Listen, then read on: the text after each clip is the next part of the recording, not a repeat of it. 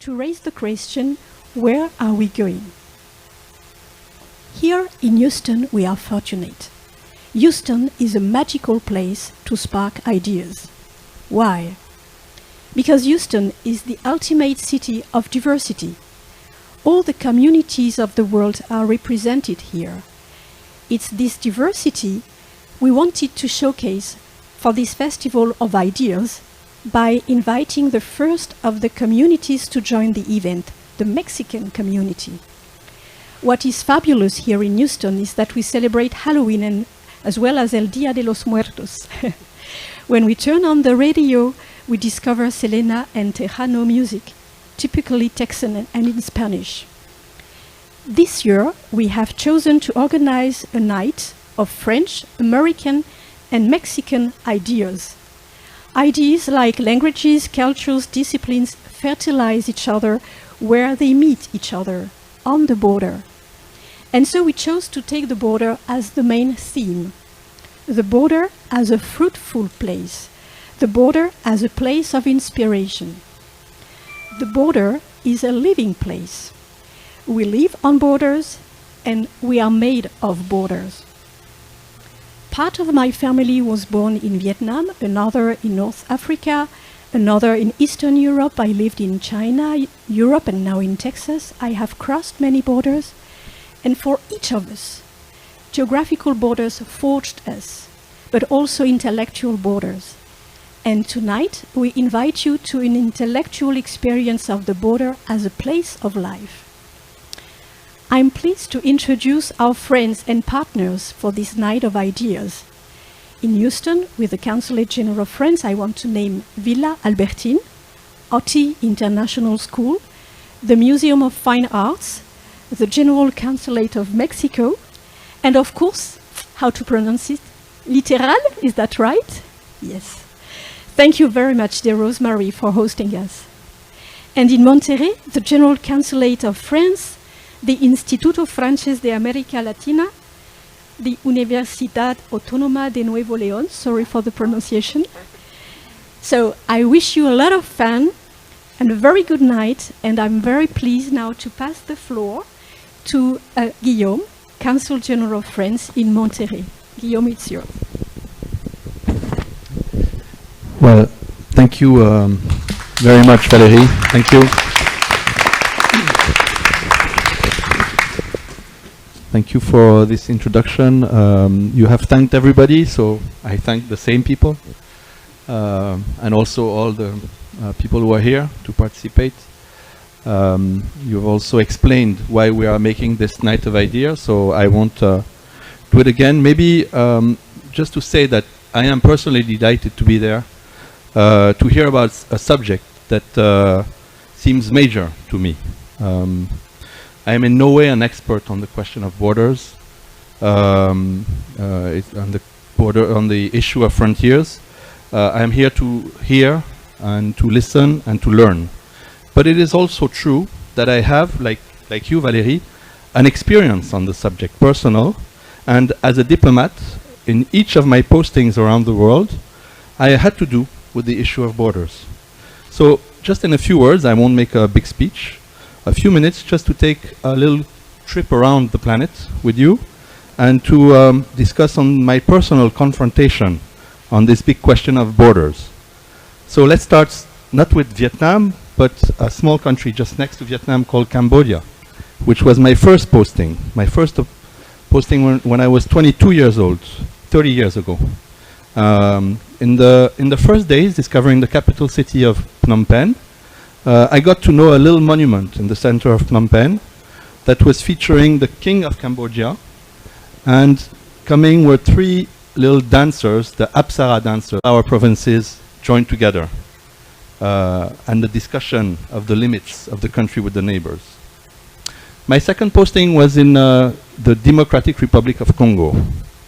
As some may know, this country in the region of the African Great Lakes has been a land of long and bloody conflicts, tensions for many years. The Democratic Republic of Congo is a huge country whose territorial integrity is constantly in danger. To make it simple, the south of the country, the province of Katanga, is a province that is regularly agitated with secessionist movements. When the east of the country, along the borders of Uganda, Rwanda, and Burundi, is regularly the stage of migrations, of conflicts, of rebel groups fighting along these borders for natural resources, for mines, for diamonds. So the 3 years I spent in DRC was 3 years in a country constantly shaked with the questions of its territorial integrity, borders on the east, on the south. And again, the territorial integrity and the borders were a source of permanent uncertainty. Then I was posted in Istanbul. We continue our little trip in the world. And here, for those who know this beautiful city, it is situated on the Bosphorus, which is exactly on the separation between Europe and Asia. So physically, every day you can commute between Europe and Asia. But more than the physical commuting, where you are in Istanbul is on a mental and symbolic either border or maybe a place where people meet, east and west, north and south, the junction of many civilizations, and with the impression that you permanently cross borders, physically and also in your mind. And then I was posted to Norway. And here in Norway, you might think that the border issue is not a big issue. Of course, Norway has a long frontier with the sea on the west coast, which is not a big problem, and a long frontier on the east with Sweden and Denmark, which are very calm. But what people who know the country well will remember is that Norway also has a very small but complicated frontier with Russia. 10 kilometers completely in the north of the country between Norway and Russia. And suddenly those 10 kilometers change everything in the country. And mentally, the country touches the east, touches danger, and is in connection with a complicated neighbor. And this has led, for example, to series on Netflix that some of you might know.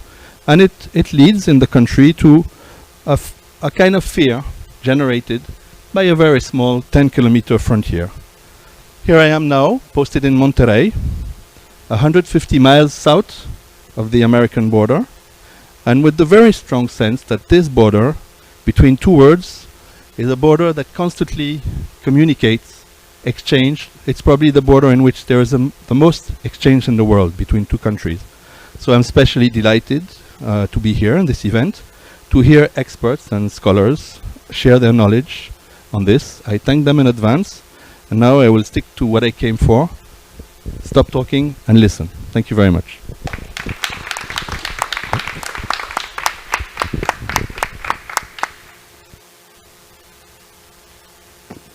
Yeah. Hello. Sorry, I didn't know I was just going to begin to talk by myself. Okay. So thank you very much for being here tonight.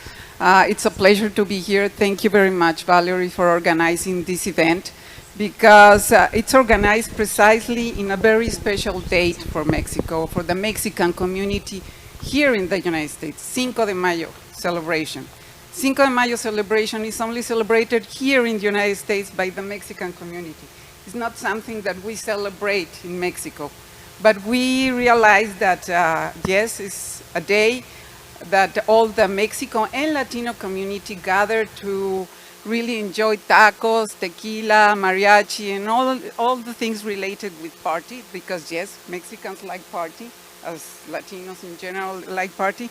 But I think that also is a day that we commemorate the fight of the smallest army in the world, the Mexican army in the 19th century, that defeated the French army, that was the most powerful army on those days. But it's not something that we want to brag, that we defeated the French army in those days, no. I think that the more important thing here is that we need to commemorate, not to celebrate, to commemorate that day, because it was the day where all Mexicans were united by just one flag, independently of their ideology, independently of their parties, independently of if they like tacos or they like tortas or they like music or whatever. They all were fighting together just with the objectives of defending their country. And that's the way that we want to continue being in Mexico, all united just in one purpose. So we want to commemorate also to remember that war is not the response or the answer of different conflicts that can be arranged by international negotiations. We are facing today an unimaginable situation just in the center of Europe. A war that is taking place and nobody seems to stop it. And days go on and it seems that we are getting used to hear the news where people is dying, where people is getting out of their countries, where people is moving across borders. And we are also seeing that across borders they are receiving good attention from other countries.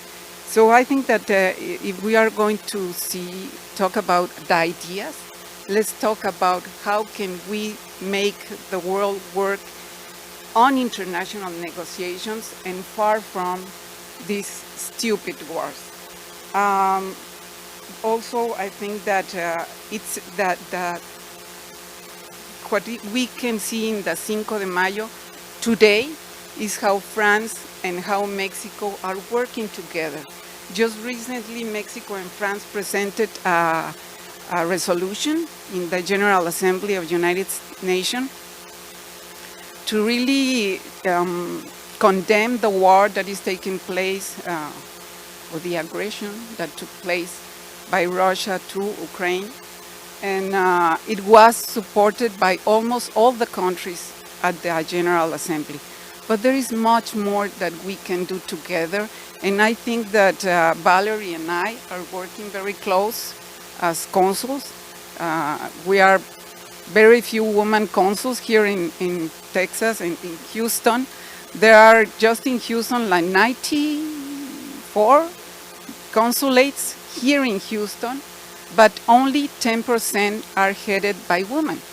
So that means that even though we use a lot in speeches the term of equality, gender equality and all that, that is only for the speeches, but it's still much to be done in the reality. So that's why Valérie and I and many other women that are working here in Houston are working together in order to see that equality can turn into actions and not just a matter of photographs or politics speeches, because we were talking in the morning that, or just a few minutes ago, that it is incredible that we saw this photograph of the Security Council where the table was full of men discussing how to stop the war in Ukraine. The result is the war is continuing and nothing has been solved. So I think that something is missing in that equation. And I think that what is missing is that they are not taking in account the point of view of the 50% of the population of this world. So let's begin to talk about these new ideas that supposedly are new, but let's make them a reality. Less speeches and more actions. Thank you very much.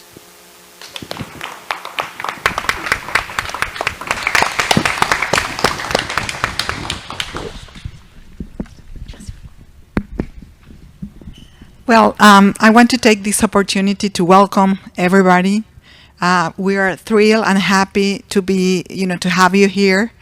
We are really happy to be working with the French Consulate, the Villa Albertine, and all the sponsors in Monterrey also. I couldn't agree more with the Consul Alicia Kerber.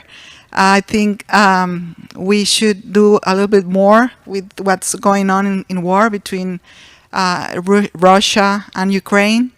Literal started as a cultural place where our mission, and it has been our mission since 20 years ago, is to create a cultural bridge between cultures.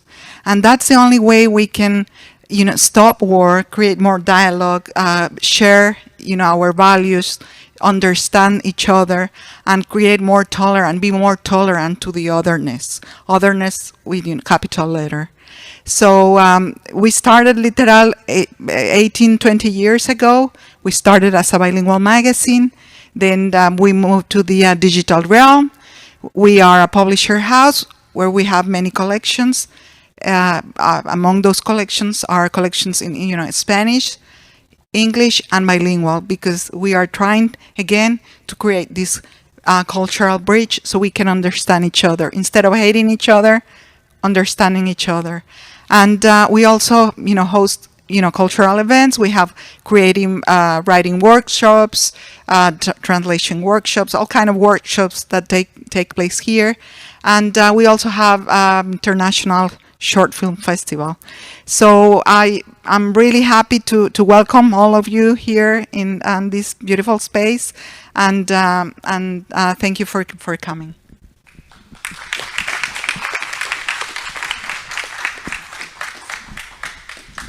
Hi, I am Bettina Gardel, attaché culturel in the French Consulate. Thank you for being here. I just wanted to introduce you the panels of tonight. So, and yes, I wanted to tell you also that we had a kind of Murphy Law. As most of you know, we changed first time the date. It was supposed to be in January 27th, but we moved because it was, increase of COVID. And tonight we have 5 cancellations, not because of COVID, but we wish them prompt recovery. So the first introductory keynote should have been by Jocelyn Frelier, which is a French teacher at Texas A&M in College Station. And she's a specialist in migration in the Mediterranean area. And she should have read a comparison between Mediterranean area and France and Texas and Mexico.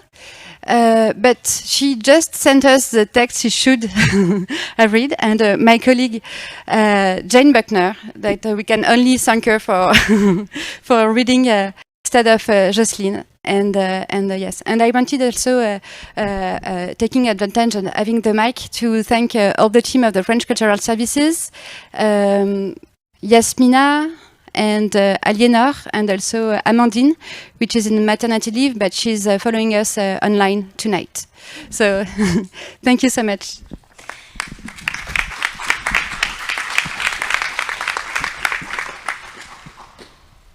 Oops, sorry. Thank you. The plant went. So I'll do my best to speak for her. So we have gathered here this warm spring Houston evening to learn contact across the spaces and about the people whose identities are forged by regional exchange. As I am confident we will see in the coming hours, Texas and Mexico have given birth to a host of noteworthy intellectual and artistic contributions. Among them, professional and political collaborations, visual and performing arts, cuisine, and literature.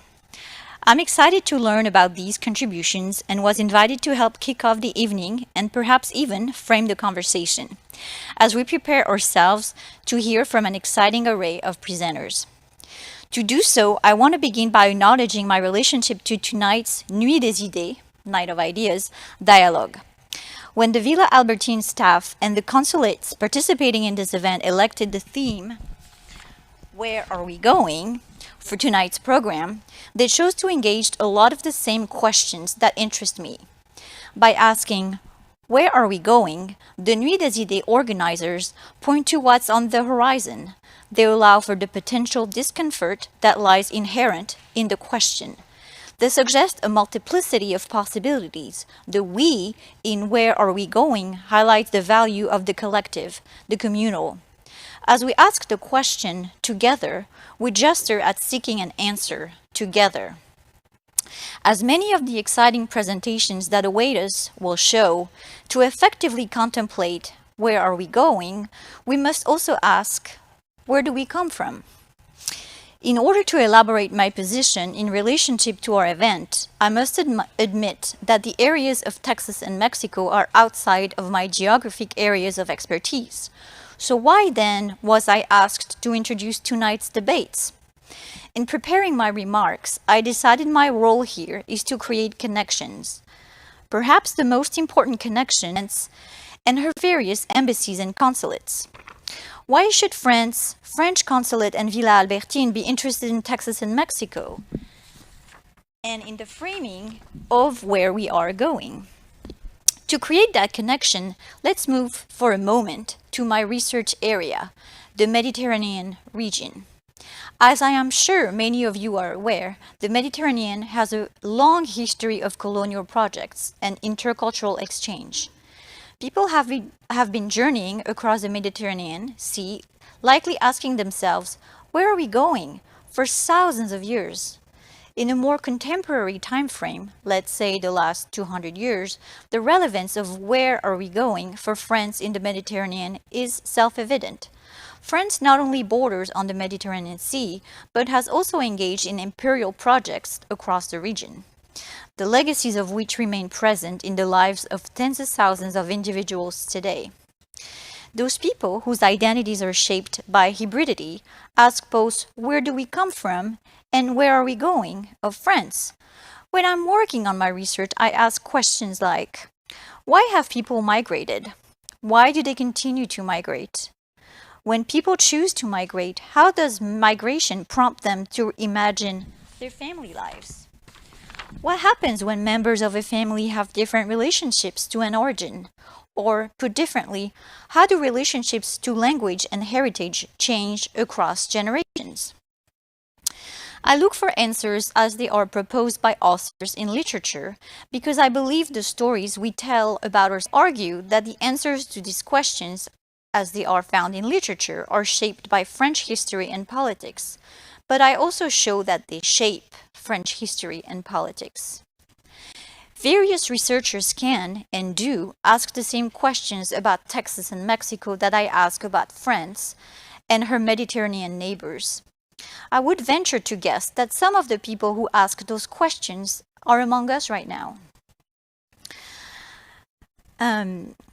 If we take as a given that France, French consulates, and by extension Villa Albertine should be interested in where are we going, because France has her own relationship to the question, I have outlined a moment ago, the next natural point of consideration is, why then should we focus on Texas and Mexico?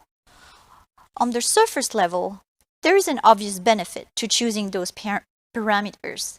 The organizers have initiated a conversation that is relevant to us, residents of Texas and Mexico. We are here learning about the areas in our immediate vicinities. On a deeper level, I would offer there are two very good reasons why this evening's conversations is poised to be of great interest to any and all, regardless of residency. First, tonight we will crack through the perceptions we might have of culture, debate, or conflict as they have been shaped by media and popular culture. Second, after we crack through, we can answer the call to grow thanks to the stories we are told. What do I mean by crack through the perception we might have of culture, debate, or conflict as they have been shaped by media and popular culture? Both the southern border of the United States and the Mediterranean region have become culturally associated with so-called migration crisis. Media outlets, institutions, motivated by reads, clicks, likes, and shares, have a vested interest in turning to words like crisis to describe the irregular movement of people. In the last 10 years, the word crisis has reappeared continuously to describe evolving geopolitical landscapes and the responses of civilians. Let's catalog for a few moments when media use of the word crisis was climaxing. 2012 to 2013 saw the escalation of violence in Syria and the beginning of Syrian departures from the country. In 2014, the International Organization for Migration began the Missing Migrants Project, dedicated to documenting the lives of people who died. mostly due to human trafficking, as they sought passage from North Africa to the European continent in precarious lifeboats. Today, the Missing Migrants Project knows at least 24,000 people who have lost their lives this way. Then the world stopped, shaken by an image of 2-year-old Aylan Kurdi, drowned in the Mediterranean Sea in September of 2015. Not too far from where we gather now, journalists documented the 2018 separation of children from their families, and hashtag Families Belong Together was a viral response to a distinct but related humanitarian crisis. Even more recently, in 2021, gang violence peaked in Honduras, Guatemala, and El Salvador, pushing people northward towards the US-Mexico border and resulting in an uptick in encounters between Border Patrol agents and asylum seekers. In the late summer of 2021, thousands of people were forced to leave Afghanistan as US troops withdrew from the country. Now, the news cycle reminds us constantly of the Russian invasion of Ukraine, of the crisis occurring there.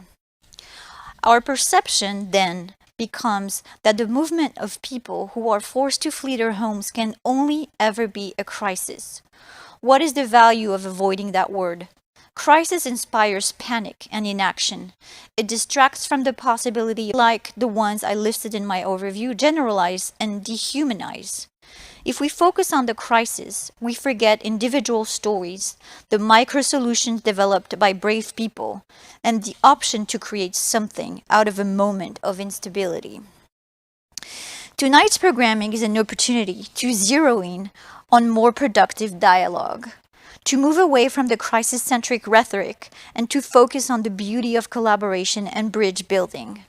We will hear a sampling of stories brought to us by artists, journalists, professionals, and researchers that help us to see us past the sensational. My hope is that these stories will be about connection. For many of us, tonight is an invitation to broaden our perspectives and to contemplate cultural exchange as it relates to a part of the world with which we are less familiar. For others among us, those of you who already possess a vast knowledge about Texas and Mexico, tonight is a chance to share a lesser commonly told story or to shape a debate in a more fruitful manner. A moment ago, I said there are two very good reasons why this evening's conversation is poised to be of great interest to any and all, regardless of residency. We've just seen how tonight is an opportunity to emerge from under the media-informed perception that the US-Mexico border is the site of contention. Once we have done that, we can answer the call to grow thanks to the story we are told, which brings me to my call to action for the evening. As people, we are hardwired to seek efficiency. This hardwiring is where judgment comes from. Our brains want to find quick and easy solutions. Sometimes those efficient conclusions we call judgment are useful. More often, they hinder our ability to see a fuller, more vibrant, and more beautiful picture. We each bring our temptation to form judgments to tonight's conversation. That temptation is even stronger when we are convinced we already know something about a given topic. As residents of Texas and Mexico, we might think we have learned all there is to know about our corner of this planet. A possible method for circumventing our judgment could lie in reminding ourselves that tonight's conversation is simultaneously specific to our region and universal in scope. Much of what we learn will apply to other global spaces and moments in time. So my challenge to us would be to observe that process of judgment and to suspend it. The spirit of a Nuit des Idées could be to look intentionally for the pieces of tonight's program that risk getting away unless we recuperate them.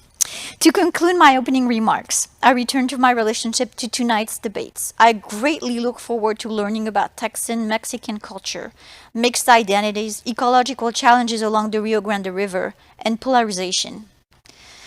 I suspect that there will be elements of the conversation that will challenge me or that will resonate with me on a personal level, because anytime we have the chance to hear someone else's story, we have the opportunity to learn something about ourselves. I will leave you with that so that we can move to the next segment of our program. Thank you in advance to each of tonight's participants for taking the time to teach me something, and cheers to our Nuit des Idées.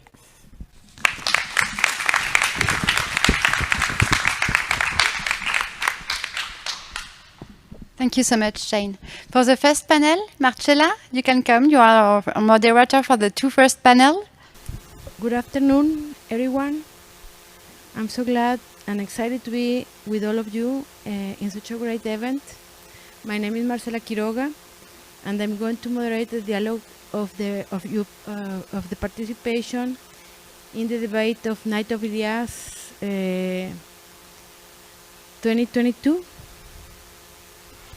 My English, I'm going to try to be fluid, but I'm going to appeal my son, my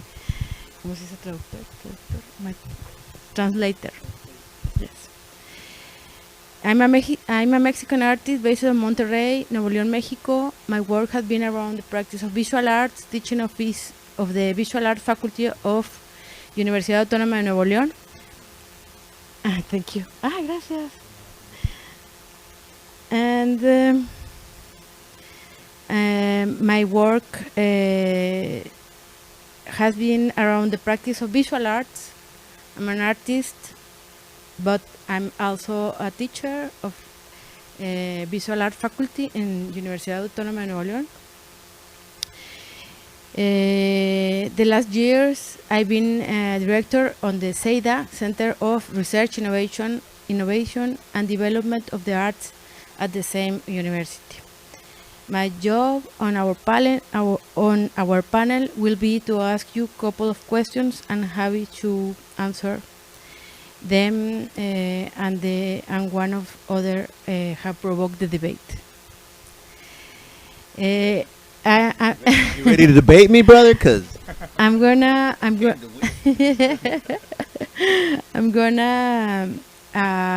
invite you to present yourself, and the question is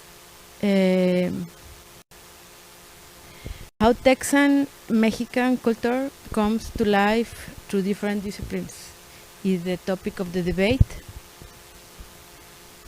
And the question is to talk about briefly in what practices, on your practices,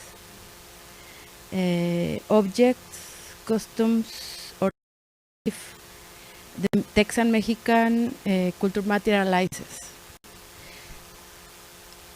I'm going to note that Mexican it's a country and a state, and it's paradoxically I'm.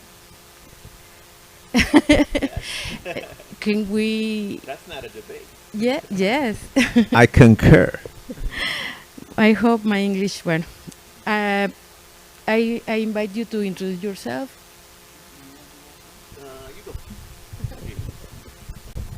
Okay, thank you for the invitation, and I'm pretty coward, so right now I have a great interpreter for me. So if you don't mind, I want to speak in Spanish because I feel more confident in my language. ¿Y por qué 5 de mayo? Además es 5 de mayo y se utiliza mejor cuando uno le va mal. Yo estoy muy contento de que me hayan invitado acá y me siento un poco como una especie de impostor porque yo soy venezolano, yo soy caribeño. Entonces me preguntan cosas sobre los What the heck? Sobre los tejanoamericanos, pero bueno, algo puedo hablar porque viví 9 años en El Paso y tuve muchas incursiones en Juárez, en la época incluso de la violencia, y pues lástima que no está el chef, pero mi despensa hay chile y hay muchas cosas y muchos picantes que ahora metí en mi dieta particular. Al mismo tiempo soy director de una revista de literatura que se llama carátula.net, que la lleva bueno, soy el director, pero el dueño es Sergio Ramírez, que es el Premio Cervantes de Literatura 2017, ahora una especie de prófugo del régimen de Daniel Ortega, y a pesar de que somos profundamente iberoamericanos en nuestra propuesta de literatura, hemos abierto el espectro a la literatura chicana, que me parece extraordinaria. Tuve entre mis maestros, que debes conocer tú muy bien, a Benjamín Alire Sáenz, a Daniel Chacón. Viví muy cerca de 5 Puntos Press cuando tú estabas con tus libros traficantes. Eres chicano, mano, eres chicano. Y bueno, vamos a publicar poemas de Jimmy Santiago Vaca, buscar cosas de Tomás Rivera, de Sandra Cisneros, de Denis Chávez y de todo eso. Yo escribí algo, pero luego si da tiempo lo leo ya al final, sobre lo que serían las sinergias para mí, como caribeño que vivió en esa frontera y vio ese choque cultural y esas dinámicas. Y bueno, nada, te doy la palabra a ti. Yes. Okay, let me try to remember. Well, first of all, I'm very happy and grateful to be here with all of you. I feel a little bit of an imposter because I'm originally from Venezuela, and it feels a little bit strange to be talking about the Mexican-American culture. However, I've had experience. I've lived in Ciudad Juárez for a while, and I have been involved in literary projects that deal with the border and the Chicano culture. I am also part of the Caratula.net literary magazine, which is a project that is, it was a regional and culturally focused project related to Chicano culture, but it's expanding that repertoire to authors such as Sandra Cisneros and Tomás Rivera. And this is it. What a memory have this guy. You need to donate your brain to him. No, let me keep it for a while. Bueno, yo creo que si hablo en español y él traduce, tengo doble tiempo. So déjame pensar esto. I guess strategically I'll cut it in half en me aviento en inglés. Pero yo soy Tony Díaz, el libro traficante. And if you want to know what a libro traficante is, I respect no borders. And like I tell my wife, by day, lawyers contract language. By night, poets liberated. So it's perfect. It's perfect that this is at night. It's a night of ideas. We're going to debate. So this is going to be interesting because I like them already. So I kind of hate to beat you in a debate, but hey, we got to get the points. And if you want to know the influence that Mexicans and Mexican Americans have had on this fine state, you experience it on a daily basis. And on the way here, as we were driving, bueno, I was thinking of this. I came from Chicago to study at the University of Houston Creative Writing Program. And I'm the first Chicano to earn a Master of Fine Arts in Creative Writing. But when I got here, I said, I'm going to take your money. Thank you. I appreciate that. I'll take the title. But why are you importing Mexicans from Chicago? Because this is occupied Mexico.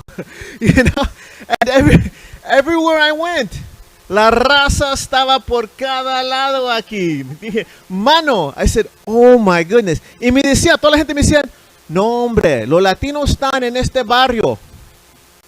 I'm like, no sé, I was in Manchos y había un montón de latinos en Manchos, ¿verdad? Iba por otro lado and they're like, no hombre, aquí no están los latinos. I said, I don't know. There's like a ton of Latinos right here. And there's that disconnect. Why? This is occupied Mexico.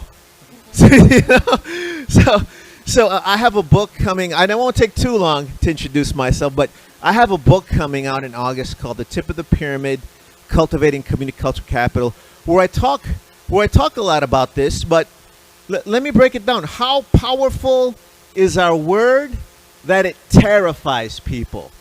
I finished writing that book 10 years after right-wing Republicans in Arizona banned Mexican American studies. That's how powerful our writing and literature is. They were terrified of high school students reading books that you just named. Sandra Cisneros, Jimmy Santagobaca.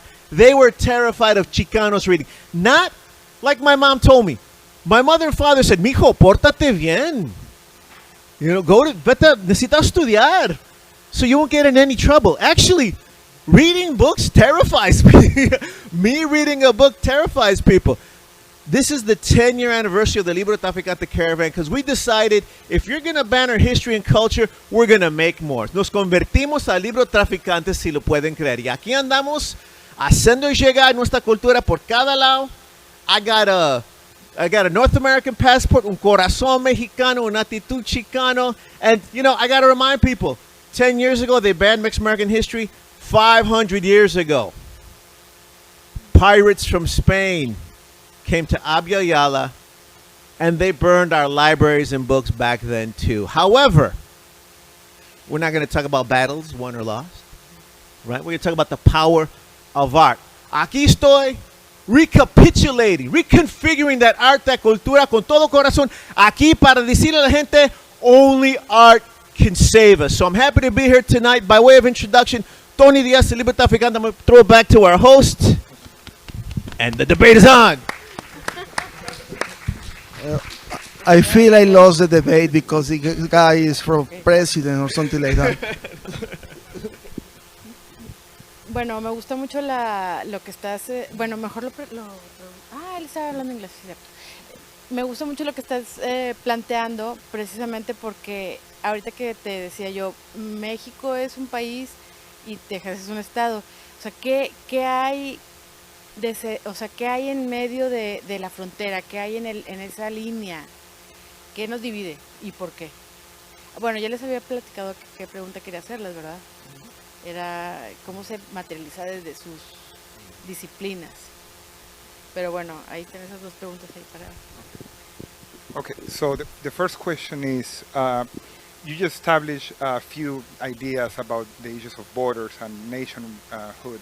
And, you know, the U.S. is a country and Texas is a state.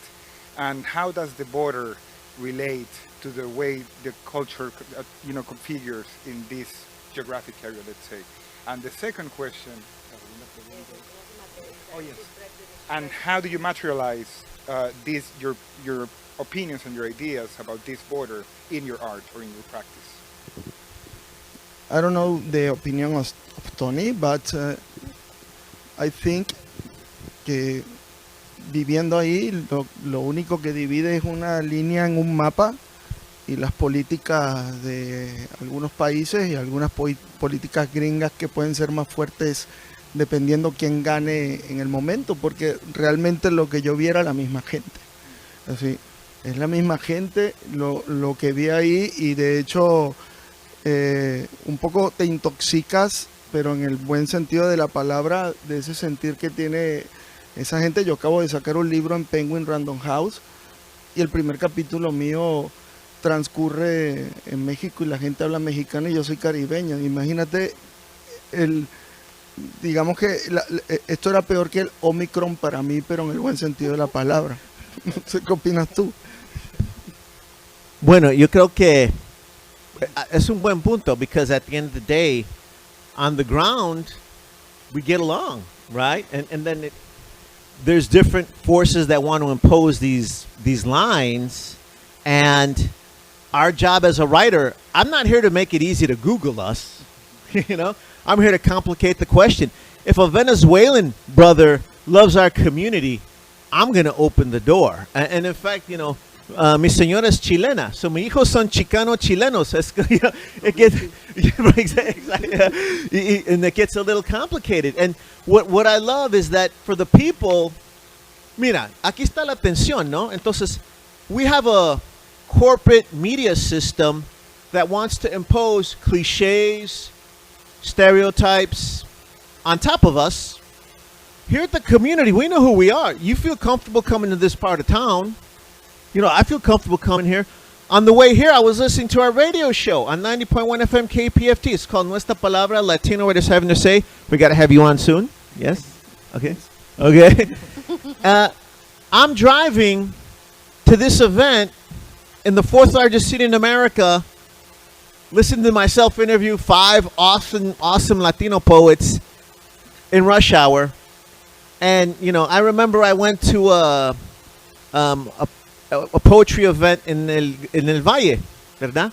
Era patronizado por unas familias mexicanas. Y lo que me encantaba es que de repente we'd be talking y los mexicanos decían, aquí en Reynosa. y yo le decía a otro escritor, oye, hermano, ¿estamos en Reynosa o qué? Digo, estamos en Reynosa, even though it was the valley. Because for us, we know who we are. We don't got to be told, but it's very complicated from up there. So that would be my opinion. You know, I was married with a woman from El Paso, but her entire family were of Juarez. And she said something when, I don't know, she's always talk about United States and things like that. But cuando había juego del Mundial de Fútbol entre México y Estados Unidos, se ponía la camiseta del Tri, y entonces, porque era como de los dos sitios al mismo tiempo, y además lo hacía de una manera en la que ella realmente no intelectualizaba lo que estaba sucediendo, porque era la misma gente. Hablando del fútbol, cuando Chile le ganó a México 7-1, me dolió, aunque yo nací con béisbol. De repente me convertí a fanático de fútbol.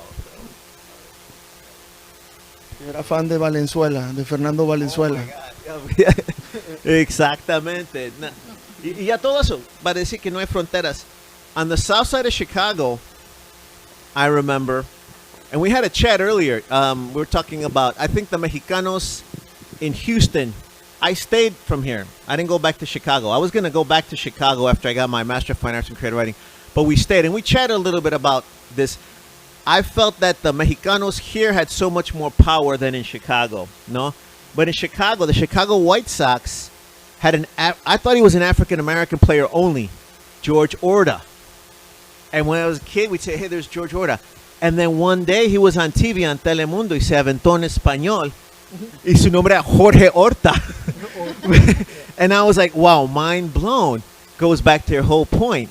These borders are all fictitious. And they melt through art, baseball, etc. So who won? Me or him? 3.2 point. Entonces o sea, el punto sería que esas líneas son más bien como espacios mucho más amplios donde hay conexiones, donde hay experiencias, donde hay intercambio, en donde las personas que vienen y van y vienen por un bienestar o por mejorar su situación de algún tipo. ¿Será algo así? Well,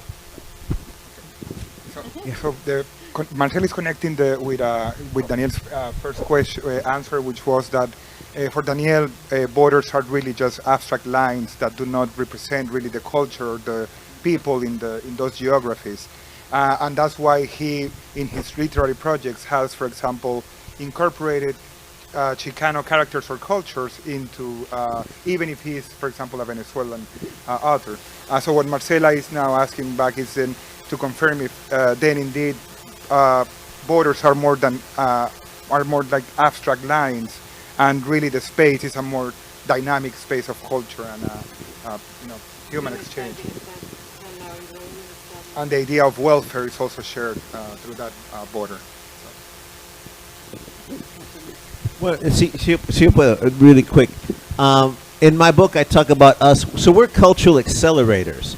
Porque, I mean, let's be real, though. The borders are very real, too, for some people. Some people cannot cross them. And in one era, people would talk about the Chicano experience, and they would lament that they were powerless. This is the era of powerful Chicanos, powerful Latinos, because I am a cultural accelerator like you. What does that mean? That means I have the resources, intelligence, capacity, where the borders don't mean anything to me, right? There's people in our community, though, that will be crushed, whose lives will be torn apart because of the same border. So I would only add that we're in this interesting era where, and I will add this, my folks are from Saltillo, so shouts out to Monterrey, viva Monterrey, la gente de Saltillo, allá llegó mi gente. They came and they were pickers in Texas. So let's be very real. My folks were migrant workers in this same state. Okay? My father could not attend some of the schools I teach at now. My father, as a Mexican, was not able to go to some of the libraries where they pay me to come talk now. My father would not be able to go in some of the places where they pay me to go read now. One generation, because of education, my family does that, and I can defend my gente, our gente, on a national scale, but because we're cultural accelerators. So, yes, we can manipulate it, but not everybody can. No puedo mejorar esa respuesta, darle todos los puntos del debate a Tony. Sí, estoy de acuerdo. Sería como el tránsito de ir y venir de un lado a otro sería solo por el bienestar, por estar mejor, ¿o no? Is the transit through the border just in search of welfare, or do you think there are other, intentions there or needs there? Bueno, en muchos casos dependen. En muchos casos pudo ser porque estaban buscando una mejora, y en otro, que ese cuento como el que tú acabas de contar, también me lo dijo con otra forma Ben Sainz sobre sus padres y Daniel Chancón en Fresno, California. Pero también simbólicamente es un poco ese tránsito para reclamar lo que realmente era suyo desde un principio, ¿no? Que era pedazos de tierra, ¿no? Ay, qué difícil cuestión acabas de tocar. Bueno, la que pregunta puede responder también. So he's saying that indeed, like most of that transit has to do with search of welfare, but there is also Daniel relates to the experience that Tony just mentioned about his family, and he's mentioning that other authors also have experienced that generational difference in privilege, and that for many people actually crossing the border is actually a way of reconnecting with their roots or finding their past and reconnecting with it and finding their place also in land. Well, and the only thing I'll add too is we're talking about specifically the border with Mexico, but there's borders between Texas cities. Like Austin doesn't always know what Houston doesn't always know what San Antonio does. And the other thing I want to say too, if I do leave, it's not because anyone offended me in any way, shape, or form. But speaking of crossing borders, I'm also the literary curator for the Latino bookstore in San Antonio. Speaking of Mexico, but in San Antonio. And people always ask, why? Well, did you move to San Antonio? No. And it stuns me. I'm like, well, no. I mean, we're in a remote era, and everyone from Texas, and we invite, los paisanos, los camaradas de El Paso, they need to do readings in San Antonio also. But it's the same thing, kind of what was ours, Buenestar. But we were, as Libertaficantes, we respect invisible ones, even in neighborhoods, if you're going to be honest about it. Fíjate, Tony, que eso que dices es bastante importante, porque lo digo otra vez con los ojos de una persona que originalmente no es de acá, y yo me formé en España, de hecho, en Madrid, y cada vez que hablo con mis amigos de Madrid y les decía que estaba en El Paso, o les digo que estoy en Houston porque siempre he estado en Texas, la imagen que tiene de Texas es una Texas homogénea de cowboys, de republicanos, de gente que nos matan y cosas por el estilo, y tú puedes estar perfectamente en San Antonio y que podría decir casi que mexicano, y además en el Valle o no sé, Houston no tiene nada que ver con Dallas, sí, esto es como una especie de riqueza también de por sí, con sus escalas de grises, unos lados un poco más feos que otros, pero en general yo me he sentido muy cómodo siempre estando bastante cerca de México en un estado como este, quizás no en Arizona. So Daniel is saying that he shares with Tony that feeling of the misconceptions that are created about certain regions, and that as somebody who was not born here and who formed educationally in Spain, he has heard in Spain it's very common to imagine Texas as a very homogeneous territory full of cowboys and Republicans and killers, but of course it's just very different from like the reality in which for each city, for example, shows its own personality. Compared, for example, comparing Dallas to Houston, for example, and I think that was the first part. It's okay. I approve your. You talk better than me. Bueno, ya para cerrar, no sé si ustedes quieren agregar algo más. Me quedaría con la idea de, entonces, a todo norte le corresponde un sur y a todo sur tiene su propio sur, o cómo sería eso. So the last question is, ¿Todos tenemos un sur? does every north have a south, and does every south has a north? As a abstract idea, but also in terms of how. Esta pregunta probablemente sea la más difícil porque me siento como en medio de una canción de Ricardo Arjona. Ah, no. Y la verdad no sé cómo responderla, pero Tony sabe más que yo, es más sabio. Yo vengo a dar 3 horas de clase en una universidad. ¿Todos tenemos un sur? ¿Todos somos un sur de alguien? Pues yo creo que sí, ¿no? Bueno, y para mí como artistas, escritores, queremos crear más facetas. So, 20 angles, 30 angles, 50 angles. Esa es una buena respuesta. Exacto. So, I don't know if we have some time or we are closing. We have five minutes. Read some work. Drop some flow. I invite you to ask a question if you want to. Someone?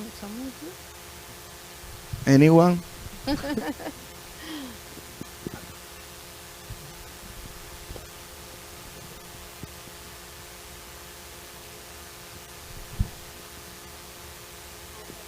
Yo cómo expreso mi obra artística. Bueno, yo soy editor, soy escritor y soy periodista y soy profesor aquí en la Universidad de Houston. Es decir, estoy en todos los sitios en donde puedes morir del ego.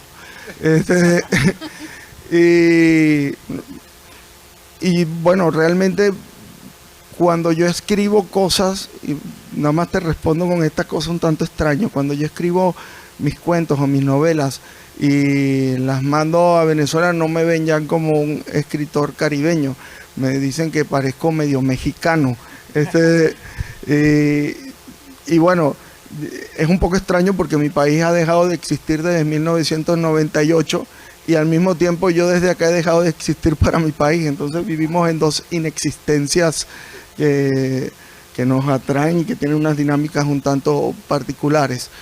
Sin embargo, y aquí tomo un poco algunas ideas que dijo Tony, entre las clases que yo doy acá, hay una que suelo dar prácticamente todos los semestres, e incluso el verano, y es la que siempre se llena y tiene lista de espera, que es la de Latin Cinema, pero más que Latin Cinema es los 3 amigos, Cuarón, Iñárritu y Del Toro, que los 3 son mexicanos. Hay más, pero bueno, los muchachos hacen lista de espera para ver esa clase, no porque yo sea una maravilla, sino por el topic de la clase. Y pasa algo un tanto extraño también, y hoy me viene a cuento, y no sé si esto tenga relación con lo que me pregunta, pero hoy fueron las últimas presentaciones de clase y siempre hay un grupo que elige el Golden Age del Mexican Cinema. Y por algún extraño motivo en mis otras clases que no son de cine latino, los alumnos suelen repeler las películas en blanco y negro. Y cuando a los hijos y nietos de mexicanos que agarran mi clase y hacen la exposición del Golden Age of Mexican Cinema, ellos dicen que ellos, a pesar de que reconocen todos los éxitos de Cuarón, Iñárritu y Del Toro, ellos siguen prefiriendo a Cantinflas, a Tintán, a Jorge Negrete y a todos ellos. Okay, so Daniel is a writer, director, editor, and professor at the University of Houston. So are like all the fields in which he can develop his cultural ideas and so on. One thing that he notices that has been very particular is that in his home country in Venezuela, he's not as much considered a Venezuelan author. But at the same time, because of all the loss of the country, you know, with the Chavez dictatorship and so on, he lost also his country. So it's like a mutual inexistence of like, or loss for them, that for him has been also like a way of producing and exploring other cultures in America, and that has reflected in his classes. And he mentions an anecdote of one of his classes right now, which is Latin American cinema, and in that he's especially covering the three, you know, main Mexican directors, Iñárritu, Del Toro, and Cuarón. And one of the activities that the group does at the end, towards the end, is to select what they consider the golden age, the golden age of Mexican cinema. And despite the powerness, I guess, of the prowess of these three directors, students still, and despite the fact that many students dislike black and white cinema, they still consider Cantinflas and certain group of directors as the golden age of Mexican cinema, which Daniel considers a very interesting fact, a cultural fact from his class. Y una cosita breve, también fui 7 años el director de un congreso de mexicanistas en El Paso, el Congreso de Literatura Mexicana Contemporánea, en donde llevamos a Jean-Marie Leclésio, francés, premio Nobel. Estuvo, por cierto, Sergio Ramírez, estuvo también Margot Glantz y Cristina Rivera Garza y mucha gente importante en ese congreso mientras yo lo dirigí. Entonces, sigo siendo como una especie de mexicano chicano adoptado por todos ustedes y un hecho fehaciente que estoy en esta mesa.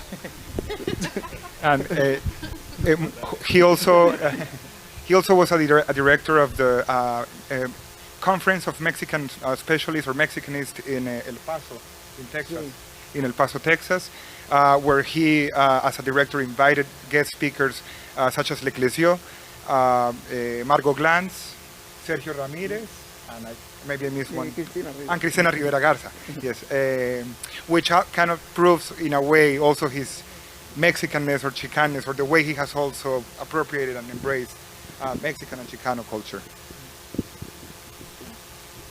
Well, I have a book coming out, so I do write about all these topics. They stopped banning books. We got one coming down to Fredericksburg, and we have a Libertad Caravan in California to promote where they pass ethnic study. And that all, to me, fits under arts, culture, toda la misma. And you are one down Chicano, mano. So, yeah. Y quisiera aprovechar el espacio para pedirle a la Cónsul de México que me dé la ciudadanía. Estoy a la orden cuando quiera. La real también. Bueno, any other question? Okay.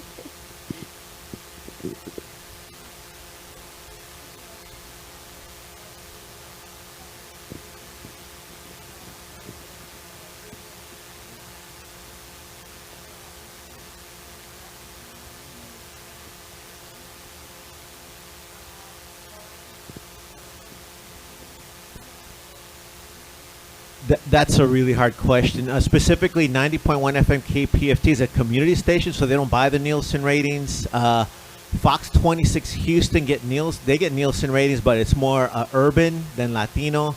So it's almost like under the radar. And I think that's the tension, whereas corporate media wants to quantify it to sell commercials, and that is what it is.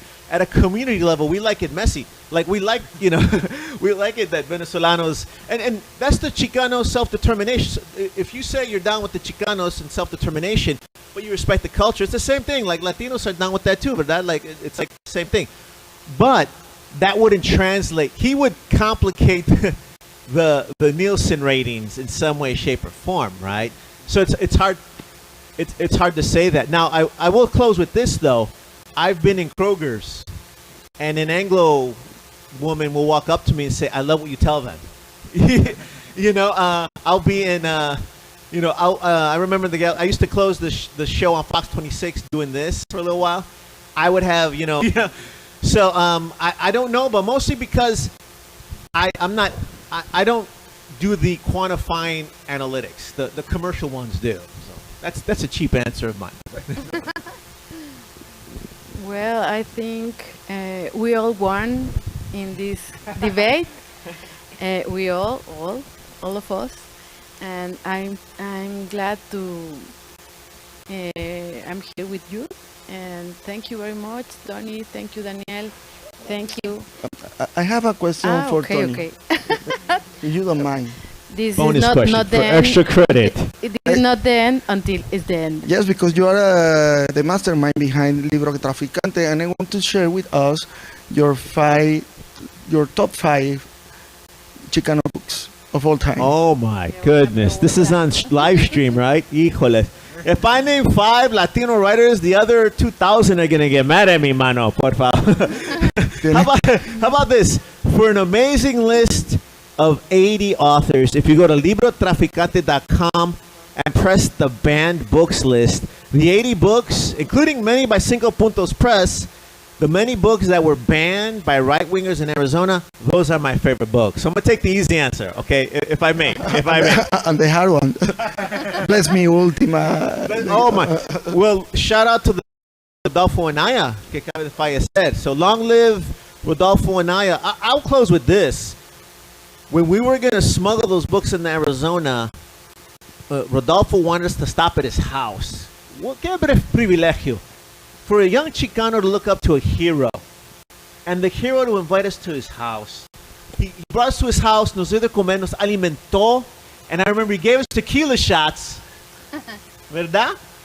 And he said, occupy Arizona. And right then I'm like, you know what? This is the American dream. This is showtime. Only art can save us, and it's going to happen on our duty. So thank you for mentioning. Un gusto y placer estar con todos ustedes. Really wonderful to chat with you. And happy Cinco de Mayo.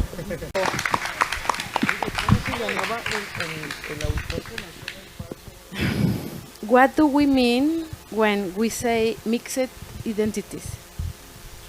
Will there be any space in our life forms or practices that is not colonized? It's some. If we talk of mix, in other hand, is there anything pure or what we mean when we define mixed? Did you want me to talk first? Yes, please. Okay. I think it took me until I was in doing a master's and I went to one conference about maybe 10 or 15 years into writing, when I was writing, and I spoke with a grad student who finally gave me a word for what my family was, what I was, which is transnacional. And so until I had that word, it was always, well, am I this or am I that? My name is Rebecca Bowman, and I was born in California, but I lived 20 years in Mexico and raised a family there almost, and then moved to the States after that. So in a way, I was an immigrant after, not both ways. And so I have an identity in English because I was an English speaker first. I have an identity in Spanish. I have a different personality when I'm speaking Spanish than I do in English. And then now that I've been up here for almost 20 years, I also have another personality, which is almost a code switching personality. So I have lots of different ways of being, depending almost on my language. But it was until that grad student said, oh, you're a transnacional, that I was given something that gave me permission where I didn't have to just be one or just be the other, or be worried about being kind of an imposter or someone who was trying to put on a culture that wasn't mine. So when I think of mixed identity and colonizing, my problem is that because I'm from California originally, and there's some privilege in being an American going into Mexico, I have to worry about being the colonizer. And I have to worry about being the person with all that tradition of English and American literature, where people come in and view another culture as if they were stomping on ground that they had the right to be in, and as if the people there, all that judgment. I learned not to do that. So my sense is different that way, but I do have I'm thankful for that word transnacional because it gives us the right to be however we are. And I think, too, that even when we're speaking of cultures, each family is a culture, each individual is a culture, too. And so we can't generalize ever or judge. So that's what I'd say. Yes. Well, when I think of mixed, of course, when I say I'm Mexican-American, Mexican, and I'm American, right? See, can y'all hear me? And what I deal with in my artwork, as you can see back there, for one, I'm Chicana as well. I claim myself to be Chicana, and I love being Chicana, and I love claiming my Mexican culture. I express it through what I wear, how I am, and through my artwork. And that's a way for me to get to know more of my Mexican cultura. Because even though you grow up Mexican and there's Mexican things around you, you're not. For me, I would speak for myself. I wasn't really taught different traditions, like the history. So I had to take it upon myself, maybe because my parents weren't educated like I am here. So one of the things too, that I'm American, I have the privilege to be educated, unlike my parents.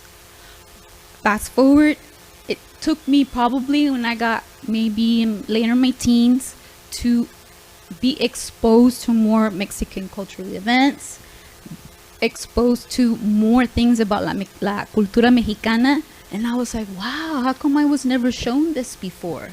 And there's such when you claim to be Chicana, well, the Chicanas I know, and Chicanos I know, you claim it.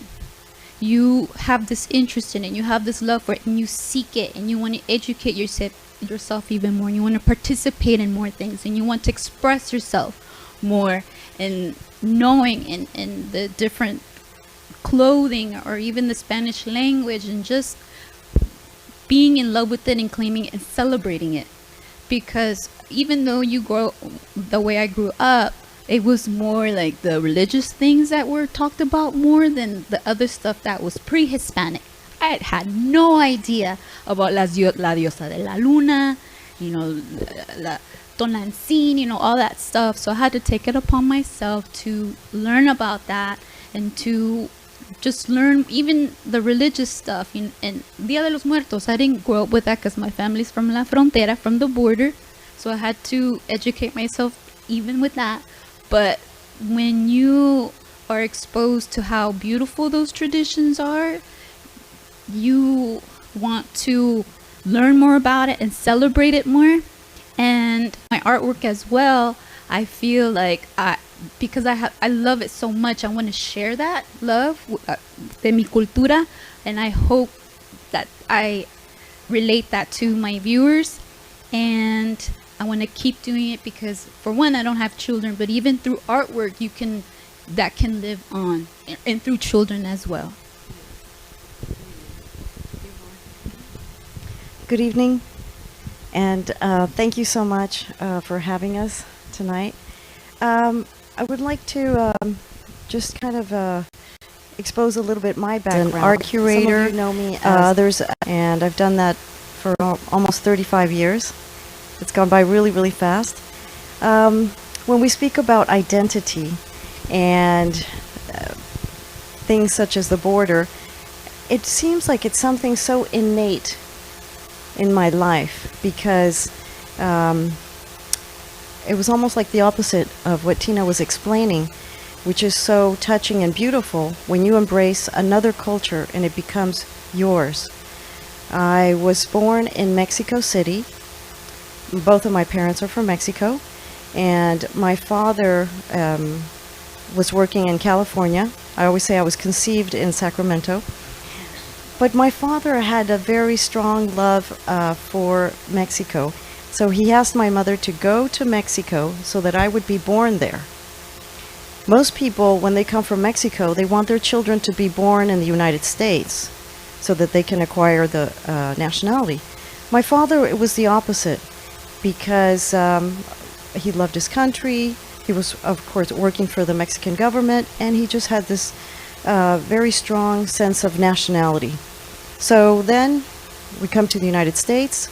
I spent most of my youth here, and I had this issue about why do I have to speak Spanish at home when all of my friends speak English? Why do I have to know the history of Mexico to such a degree when I live in the United States? Why this, why that, etc. And little by little, as I grew older, I started to understand the richness of not only keeping your culture from your ancestors, your family, but creating a new culture with a place. That's how I was able to later on go to France and adopt a third nationality that is very dear to me.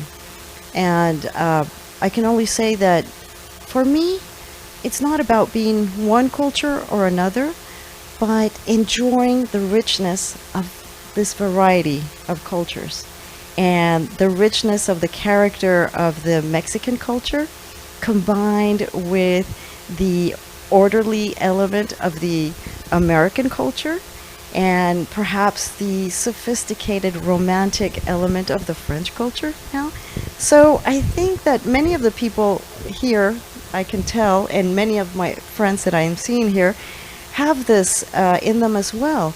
At some point you question yourself and you say, well, what am I really, you know? I have the love and the passion and the knowledge of this and this place, but at the end we become a kind of a fused or maybe an amalgam, you know, of diverse cultures. And I did live on the border for many, many years, and I got to see different types of Mexican culture, different kinds of American culture, and I realized that it's very difficult to just discern exactly what it means to be a Mexican or an American or a Mexican American. I decided to go into the arts because it's an area that really has no borders, and like Karim Rashid said, now today we're on another level, which is the digital, that has absolutely no boundaries and no borders.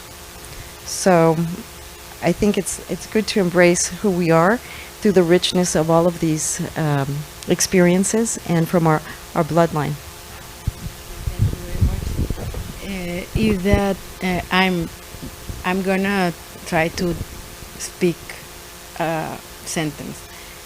Is that I'm this, but I am also this and this and this and this, and like a polypersonalities, or not like bipolarities, you know, polypolarity, something like that. ¿Será así? Sí.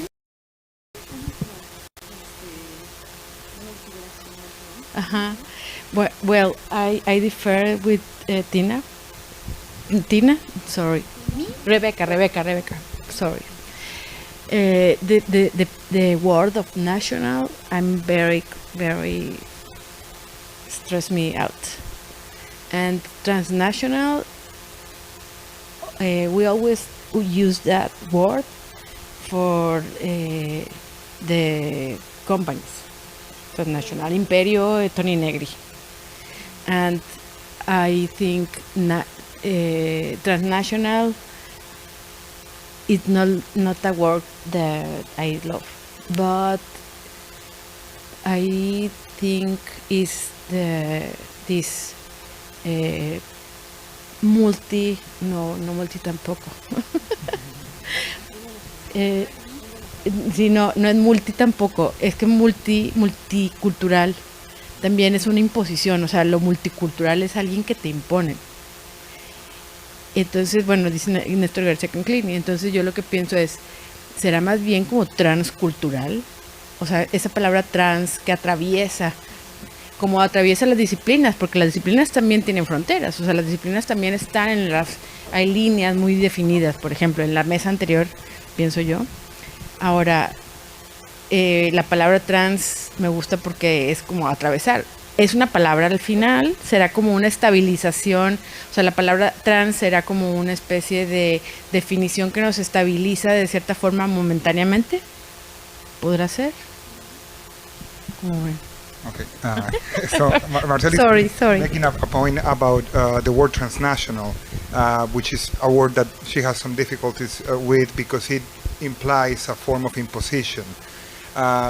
She's thinking about possibly also transcultural or multicultural, although she also sees that there is still an imposition there. However, with at least with the prefix trans, there is at least some idea of identity or some instability, momentarily at least, of that identity. And then is that transcultural or that trans part of the word could be the one part that is, like what matters in that concept, particularly in the transnational.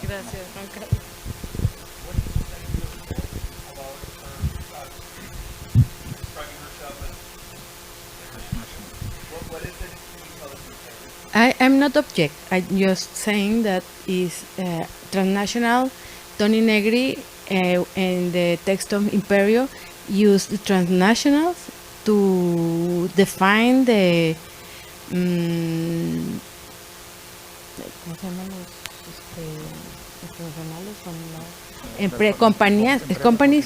companies transnational, like Nestlé, like the Coca-Cola, and national. I think I don't know if you agree with me, but I think national, it's always referred to something like es el agua. Like a lo que tenemos que aferrarnos, ¿no? Y de alguna forma, pues, al final somos más parecidos que diferentes. En el caso de lo nacional, a ver si se puede. Yes. What's that? Ah, claro. O sea, les digo que transnacional, me gusta el prefijo trans, pero no lo nacional. La idea de nacional siempre nos va a referir a las diferencias. Yo soy de la nación mexicana, ustedes son de la nación estadounidense o son tejanos y yo regiomontana. Esa idea de nacional siempre va a ser muy cuestionable. Pero no tenemos que estar de acuerdo en todo, obviamente. Podemos, obviamente, estar en desacuerdo y lo interesante es que estamos aquí en el debate, ¿verdad? Pero la idea del trans, o sea, este prefijo de trans me gusta mucho porque es un prefijo que habla de atravesar, que es de alguna manera, pues sería como, pues, algo interesante, ¿no? So you like saying transcultural Yes. more? Because, I mean, we're a big melting pot anyways, right? Exacto, sí, estamos en el mismo bote revuelto. We're not 100% something. Yes, so the issue with transnational, what Marcela was saying, the issue with the word transnational especially derived from the fact that the nation relates more to differences. For example, a national from the US versus a national from Mexico, and that instead the prefix is what she embraces from that word, because trans means not only the exchange of a cultural exchange, but also the going across, and in a way, like going to the other place or crossing that border, and then is replying saying that then transcultural could be the better or the most useful word in that case. But Well, to me, it was just something that really freed me, because I had the feeling, well, I have so many, so much of a love for Mexico and so much of a love for my own country. So to be able to go back and forth and not have to worry about choosing it all. So it was just mostly for me that was a good feeling, not to feel that I was pretending to be something I wasn't, because my situation was a certain way. So that was, for me, that was how it was. I don't know if you want to. Well, I think it's reply. interesting that she, being American, you claim, well, I'm assuming you claim the Mexican identity too. I felt that after living there for 20 years, especially when I'm speaking one language or the other, it's almost as if there's another part of me that is different. And in my stories, when I'm writing, if I'm writing about certain topics, I have to write in Spanish. And in other topics, I have to write in English, because I write in both of them. When I do, just by starting to speak in one language, the norms and the context and everything cultural changes. And so it's like, because just writers usually have something called a persona, which is you're a writer, but then there's this other person within you that's kind of writing. It's a mask. And so depending on what my topic is, I have to choose the language, and then that also follows, that brings norms, it brings all these other things. And so there is a part of me when I'm writing in Spanish that is not an American writing in Spanish. I'm not a Catherine Ann Porter. I'm not Malcolm Lowry. I'm going to say Malcolm Lowry. I'm trying to under the volcano because I was very much assimilated and lived as somebody in Ciudad Victoria, like ama de casa, like a housewife with raising my children. And so I was inside that culture, and yet at the same time, because I had come from another place, I would notice little small things that were different. And so I had this little bit of a way of seeing the world that was different than somebody where everything there that's in our normal culture we don't notice because it's always been the norm. We don't even question it. I got to see it a little bit different, but it was there. So there's I can say you could say I'm embracing Mexico, but it's also just a need. If you're living long enough in a country, that becomes part of you. But language also determines, in a way, the way you think. Just like the way our language ourselves makes us think a different way or view a different thing. It's almost like imposed on us. And so by writing in one language or writing in the other, you have a different culture there. I don't know if I'm explaining myself. But, yeah. Just like my own Chicana culture frames my mentality. Yes. Yes. Yeah.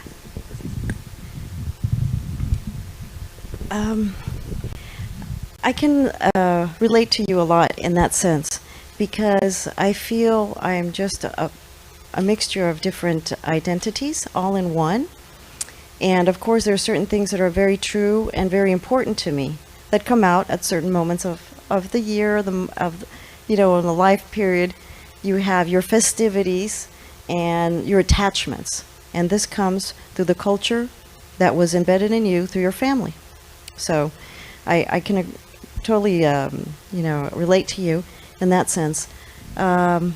When I want to talk about something funny or something maybe warm, somehow it usually is in Spanish, or I think in Spanish. When I want to express something, or my mind wants to speak about something related to art, to passion, to literature, maybe because the time period that I spent in France was a period of being formed, so it always comes to me in French. And what I want to do, for example, and I hope most people won't take this wrong, but when I'm doing my accounting or I'm doing my list and certain things, it's usually in English. So, it's different things that compose us. I really have been very happy, very fortunate in my profession because it's a profession where things are also very fluid and flowing. I've had the great honor to work with many artists, and I think that the platform of visual and performing arts are a place where we see the richness of these cultures being melded together. And yet, the origins from which they come make it authentic and unique. And I'd like to give the examples of a couple of artists that I have had the pleasure of working with for many, many years. One of them is quite well known, and I know several of you know, for example, Betsabe Romero, who is an artist from Mexico. And her work is extremely, extremely related to the pre-Columbian cultures of Mexico. And she demonstrates this through different mediums, but it's always a similar discourse, which has to do with the past and the present. So the past, for example, codexes, from the different monuments and the writings that they were documenting of their history. She portrays this sometimes on tires that have the traction with, instead of the average traction of, for example, a Michelin tire, it would be the codex of a certain time period, in pre-Columbian history. And then she puts ink on it, and it's usually a dye made by indigenous populations in Mexico. And she prints on these rags that in Mexico are called jergas.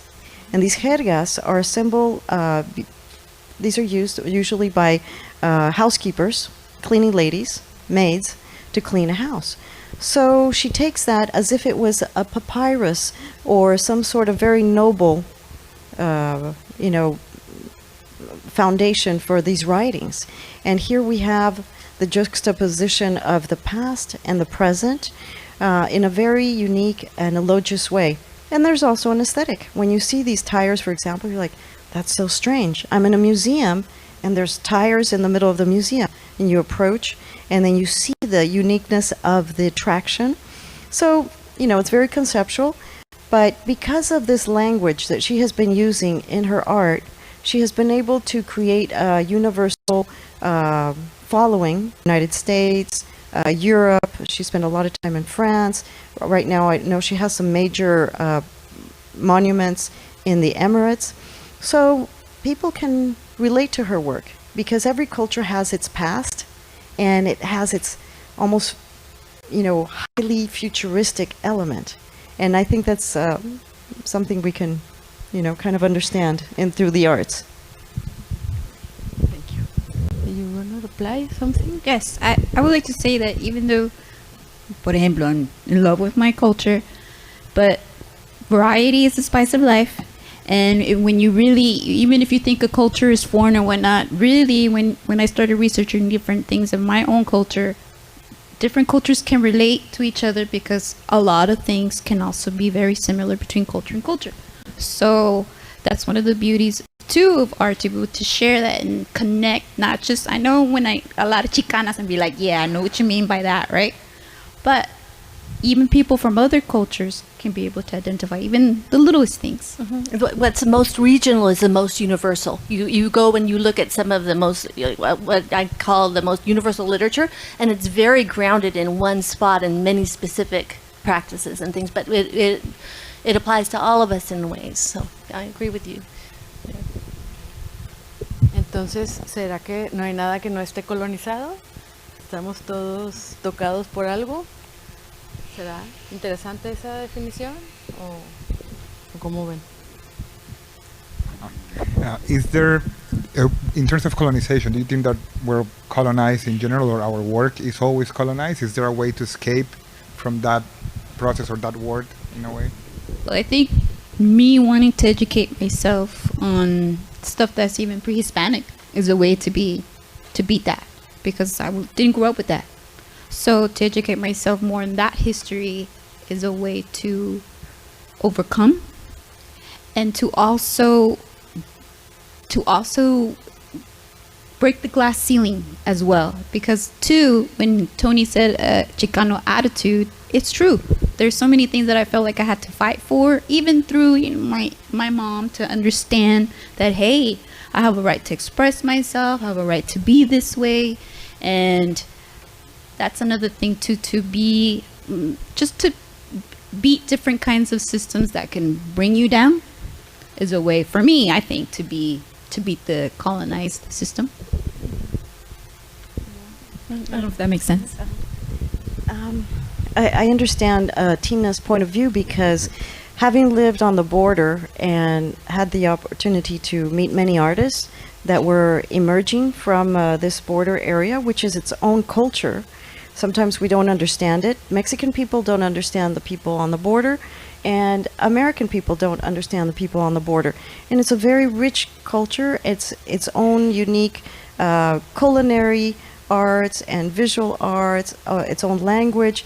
It has its own music. So it's almost like an entity or a country in itself, the border. And it's different along the different states on the American-Mexican border. A lot of people don't realize that this is the most contrasted border of the world.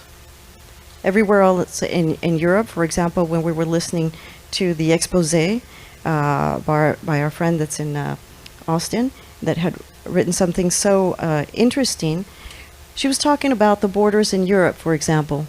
There's a lot of similarity. in the borders of Europe, because there was a lot of migration at certain time periods. And because there were so many wars and things, people got together. The languages, for example, of the South, we know they're Latin languages, the North, etc.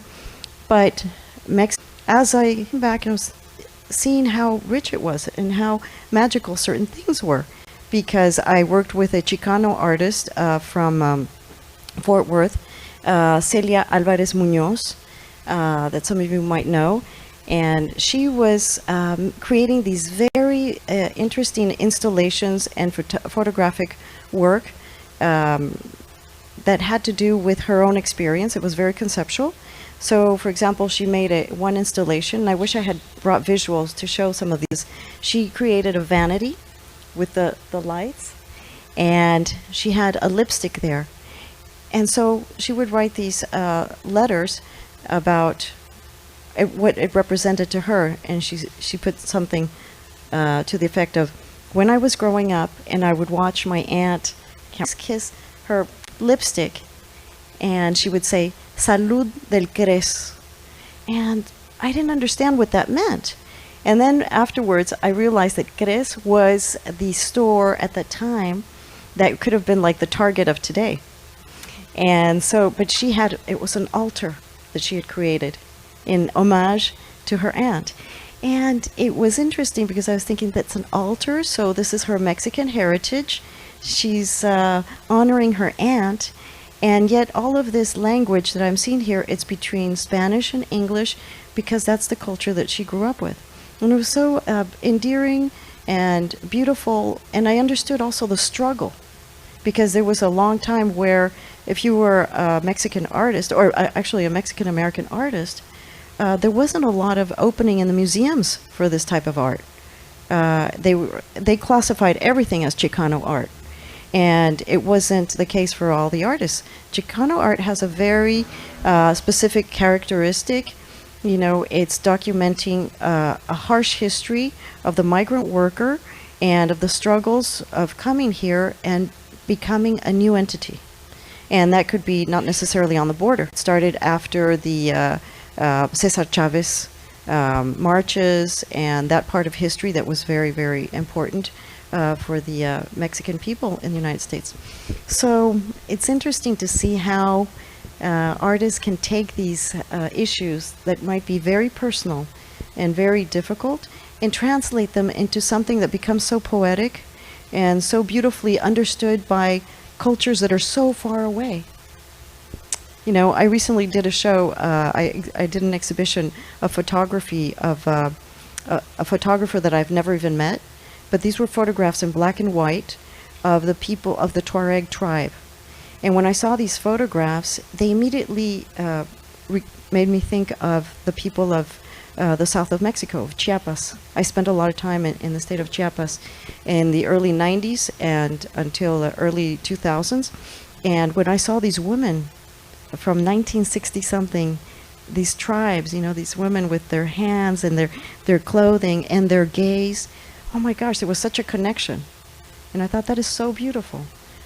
So really, I think we have to be so attentive, not only visually, but listen to the artists, understand what their art is about, because they're opening up so many areas of discussion. And as our consuls were explaining earlier, they're there to kind of fill in the gaps, not create more gaps diplomatically. So I think that artists are the visual diplomats. I want to invite you to ask a question, if you want to. The times of Cesar Chavez and stuff. But for the Chicanas, such as my friends now, it's to be Chicana means to love your roots, even if you're even second or third generation. It's where your ancestors came from. In this case, Mexico. And to take interest in la cultura, even the language, even if you don't speak it well. Like my friends and I, as Chicanas, we like to mix it up. I was talking to Deborah earlier and how we code switch or we say, hey, let's go to La Pulga later. You know, we talk like that all the time. And I think it's just that love of the foods, the clothing, the art, la cultura, just all the above. And that's what it means for me. And for also to stand up for it as well. Because there's also there's a lot of times where we have to stand up for people here who can't really defend themselves here in different ways. So that there's that element as well to be able to stand up for your people, for your cultura. So there's that element too. I wanted to talk about, I had a reading for the Rio Grande Valley International 3 or 4 days ago, and with a group of us that have a book in Flower Song Press. And my book was in Spanish, but most of the work there was in English. But what I mostly noticed was how different all of the different writers and poets were. So there's thing when we're talking about a Chicano literature or something like that, every single, what I would hate to do is have anyone feel limited that they have to be writing about a certain thing or about a certain way. I think that we have to, they're all expressing what they're expressing, their individual stories, and there are repeated themes. There are talks about struggle, about difficulties and everything like that, but it's so varied. It's so wonderful, and I'm just so impressed. And yet, when I come to another thing like here, then I find out about other artists in other places, and I'm hearing, or in San Antonio, there's another group that writes very differently. So and in Chicago, there's other groups in New York. There's afraid that we reduce any kind of, and people kind of fall out of it. They go, well, why am I not writing like that, or something like that? So, yes, there's a whole tradition there. How to say it other than that? How do you see Chicanismo? Yes. Actually, you made me. I was reflecting on that, and it's a really interesting thing because I had the opportunity to see this well-known collector, his collection one day, and it was all Chicano art. And yes, a lot of the artists that came from that time period of the Cesar Chavez struggles were the children, English, and tried to lose their origin and their identity that they had originally. And so their children, the second generation, didn't speak Spanish.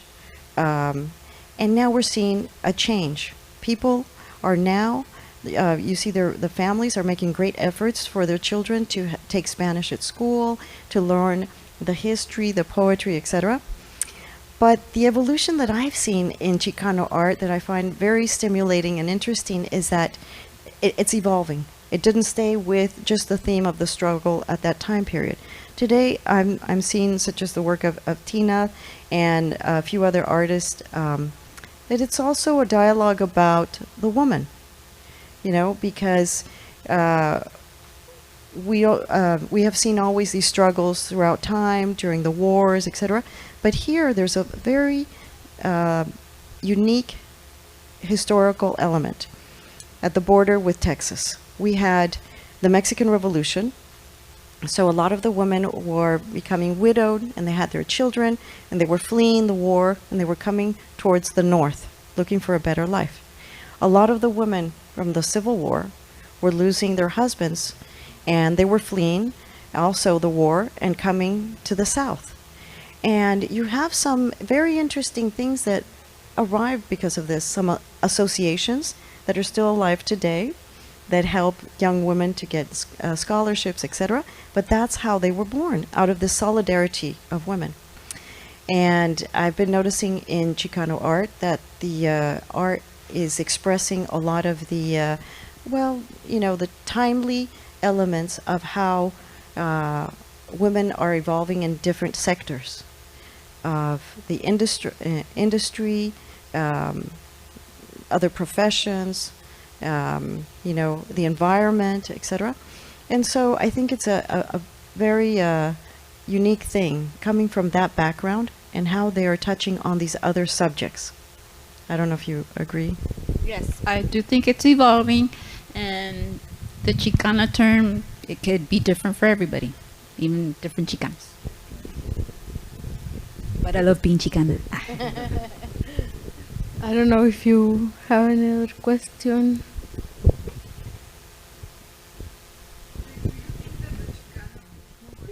¿Quién quiere contestar? Who wants to answer? America?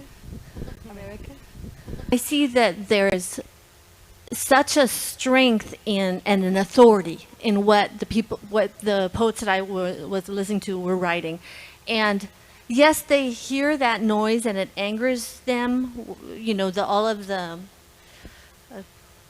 rhetoric that we're hearing that people are perhaps using because it gains them political power by stirring up this anger or this hatred, really, or fear about people. But they've got a lot of other things to talk about and everything. So it's almost like there's this noise and it's angry, but then here's all of this force and all of this richness and all of this capability in their writing.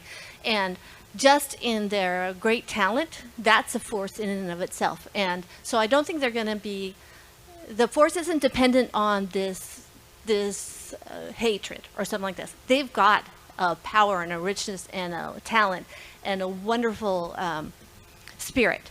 And what they're doing with that is so great that's very helpful. The problem also is, like, I would distinguish between what artists do and the patience that they have to have and their willingness to just keep on creating wonderful work of great quality, and then what perhaps ends up getting published. And so I hate it when people get discouraged because maybe they don't get published in the larger things. I also understand that it's awful when somebody doesn't get the resources they need or the opportunities they need. And that's it's awful. And an artist should have the time and the resources to do their important work. But we know that's not always going to happen. We still have to keep on creating the best quality work that we can and have patience. And I just read the other day that Moby Dick, he only sold 3,000 copies of his book, and he stopped writing novels after that. So you think you don't know what your work's going to end up being, or when it's going to resonate, or whom it's going to resonate with. So it's really important just to be patient and keep on working, no matter whether there aren't any opportunities, or whether you can only do things in a small scale, or maybe you're going to have to diminish. You're going to have this huge plan, and you just have to do something smaller, published in a certain way. The important thing is that we keep on doing it, and I think that force is going to combat so much. Bless me ultima. I'm just thinking that book. These books that are just so, they leave you with something. That those reach people and those change people. So it's important that we remember that, be hopeful, even with all the bad things that are happening. Yeah. Recently, another Chicana told me that the term itself is dying out, and what is now, I guess, is Latinx. So even those kinds of words can evolve the way that artists describe themselves, because even artists evolve. It's not always the same art anyways, and they can be claiming different things. So I don't know if y'all have heard of the term Latinx. Yes. So that seems to be what's artists been saying that they are now instead of Chicano. But I'll always claim to be Chicana because that's where my heart is. So for me. I think what you just pointed out is very interesting because it has to do with demographics, and Chicano is very exclusive to the Mexican American artist that was born here and that has to deal with these issues. And to answer the consul's question, I believe that this area of the borders and this recent harshness that came stimulated a lot the artists. And I do see a comeback of art, not necessarily only the Chicano artists, but in general artists from different countries were awoken by that call, and because they become solidary with the border, the Mexican-American border. And so I've seen a lot of artists, and perhaps it's under the title of Latinx, that became very touched by this, and we're always also manifesting art. that had to do with a strong discontent of this issue. During that time period, when politically there was a lot of tension between Mexico and the United States, I started to reflect a lot on, as a creator. I am a curator. I am not an artist, and I knew that very early on in my career. But I like to say things and express things through the work of other artists, because I feel that they know how to create it aesthetically or conceptually, and then I'm just the interpreter, maybe speaking another language to be able to relate it sometimes to people. So when this occurred a few years ago, and we were having a lot of difficulties with the border, I said, sometimes we have to do something so conciliatory to make people reflect, rather than scream louder, So I was asked to curate a biennial, and I was happy to do it. It was the first international biennial of Houston. And I invited artists from 21 countries, and we had we had 21 countries and over 300 and something artworks at this biennial. And some were local artists, other artists from other countries, etc. But the title was Flight of the Monarch International Biennial. I didn't want it just to be an international biennial. And the Flight of the Monarch, for me, represented something very Mexican. And I told the people that were participating, I said, keep this in mind. How does your art, how can you, in a very subtle or subliminal manner, speak about being an artist and that there are no borders? Like the butterfly that migrates from Canada all the way to Gangueo, Michoacan in Mexico. She crosses how many borders? And then she comes back. 6 generations of this butterfly has to transit. And she withstands the rain and the wind and all of the struggles. But she succeeds. She gets there. I said, you as artists, you have that responsibility. You have that power. And it doesn't have to come in a violent way, but you can manifest beautiful things and beautiful messages like the monarch butterfly. And at the end of the day, if you've ever seen this sanctuary where they all assemble, it's a forest that's magic because it's all in the colors of the monarch butterfly. So browns and ochres and oranges and these trees, the limbs, the branches are touching the ground. So that tells you the amount of butterflies that are on these enormous branches for them to bring down, like a ton, sweeping the ground. So I said, think about that. An individual artist can say something, but a group of artists say a lot.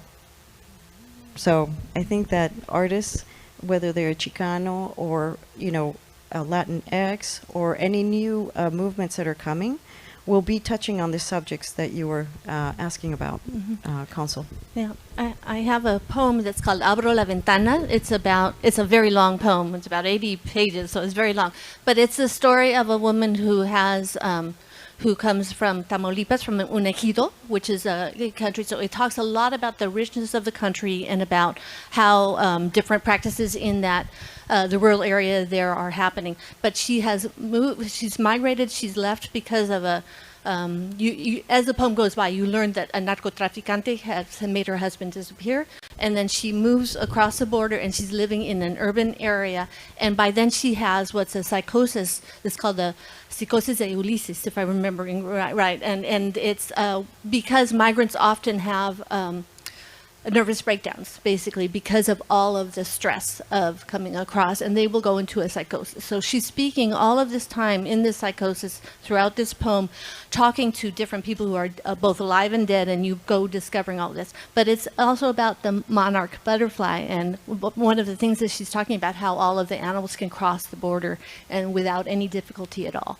And everything, and so it's an interesting poem, but it was written in anger. When you were talking a moment in the council about asking about, how the reaction, that was something that I wrote in anger, And then I wrote a novel it's looking at being published right now, that's about, it's about what happened in Guatemala when they were finding out about doing experiments on people in Guatemala without their knowledge, with the authorities in Guatemala allowing this to happen, to try to find a cure for syphilis in the 1940s. But I know that I wrote that out also during this last time period in a way out of anger, and it's like the novel of La novela del dictador. So it's it's trying to describe, but here what I was trying to do was talk about both Mexican culture and the United States culture, and how there's some kind of a complicity between the people in power in Mexico and the people in power in the United States, and how many people are victimized by this. And so it's called El Factor Humano, and it's about what happened to all these people in Guatemala, but I translated it to Tampico.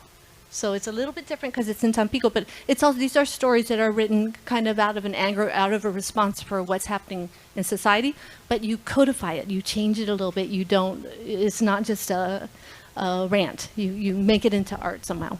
Can I just say one last thing on that note, because you just reminded me of something. Las mujeres de Juárez, the women of Juárez, there was international outrage. 800,000 women disappeared on the border between Mexico and the United States. How did that happen? And that was never resolved? Well, the art community took it upon itself to manifest through the arts, through many means, literature, poetry, music, etc. There are tours right now. There's caravans of people that are the mothers of the victims, the parents of the victims, that continue this march and this quest for was very active in, and they even made several movies about this. So I think that sometimes the outrage is there, but it's up to us as the public also to listen and to see where is this going and how is this affecting us, Thank you very much. Thank you, Tina. Thank you, Juan. Thank you, Rebecca. Thank you. I want to make a closure for the panel. I think we are privileged to be in the space, in the practice of art. Entonces somos privilegiados de estar en el espacio de las artes y de poder estar dialogando.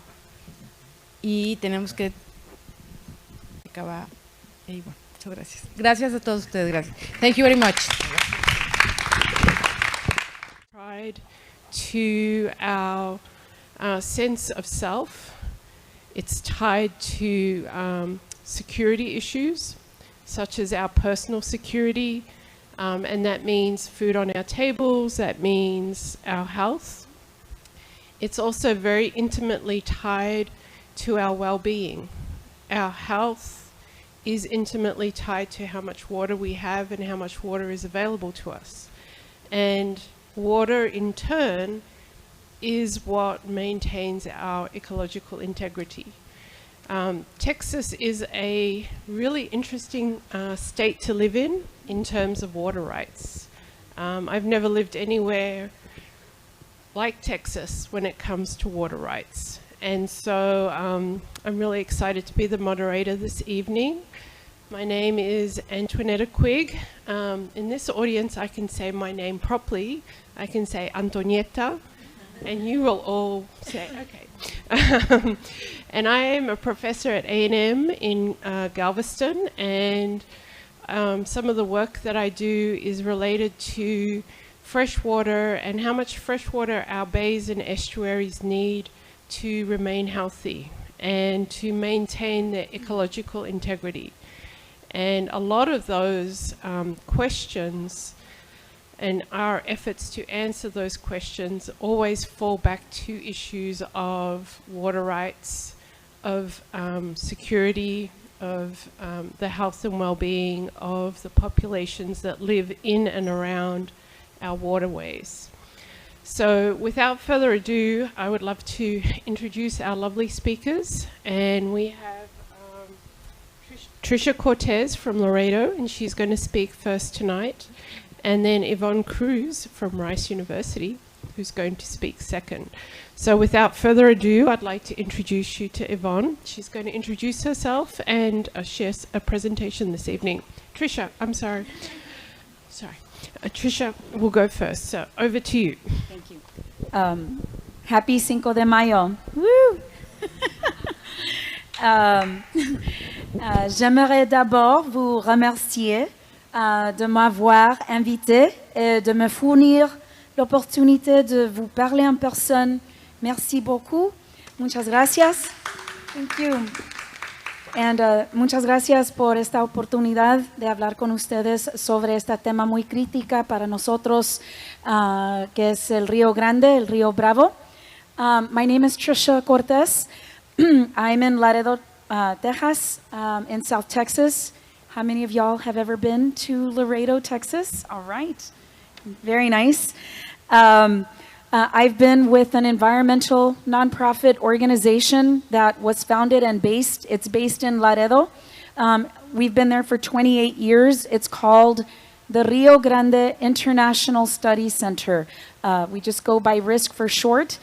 We were founded by a group of biologists and scientists that were very concerned about the deteriorating state of the river and with the water quality, and at that time in the early 90s, nobody was doing anything about it. Nobody was paying attention to what was happening.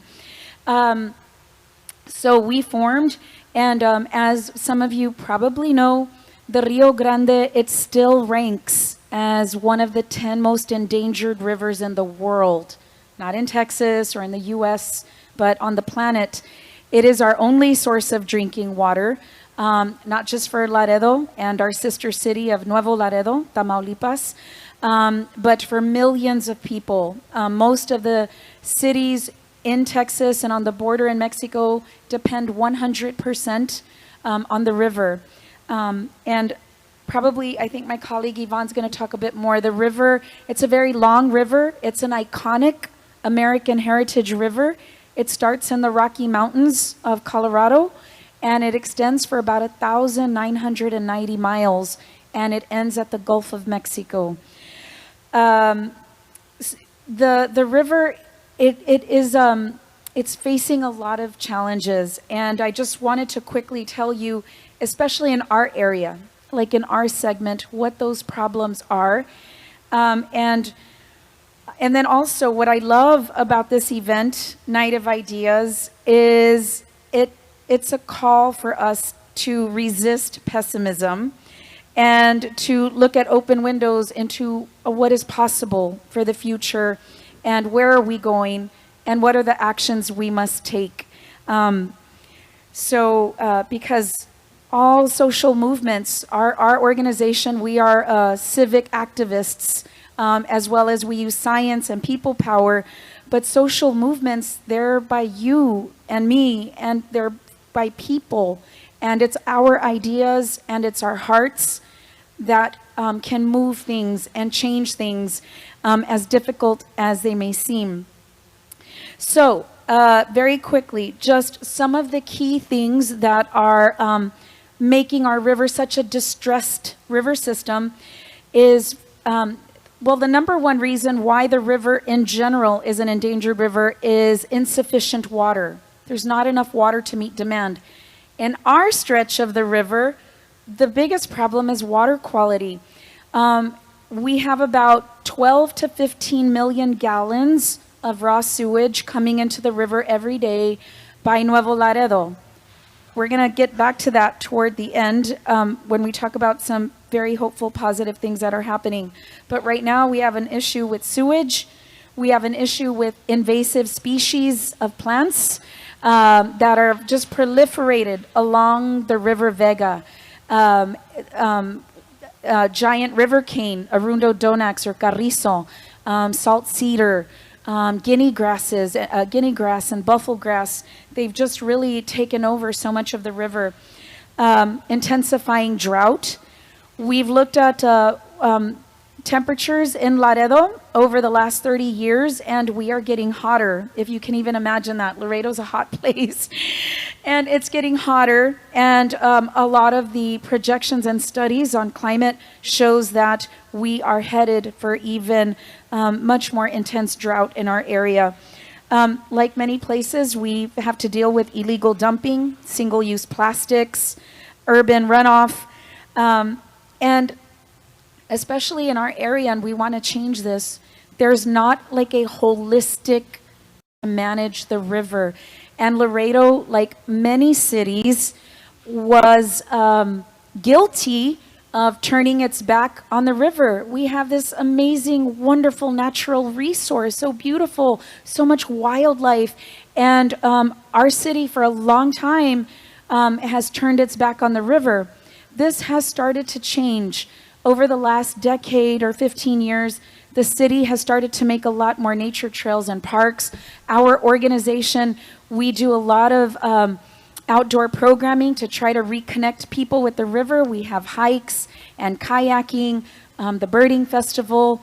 You know, it's interesting, the Rio Grande corridor between Laredo, Nuevo Laredo, and Brownsville, Matamoros, it is considered the birdiest corridor in all of North America. We're at the central meeting point.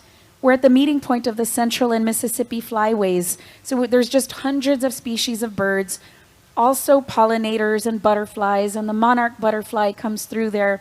So we're very blessed, and we are really working to try to turn people back toward the river.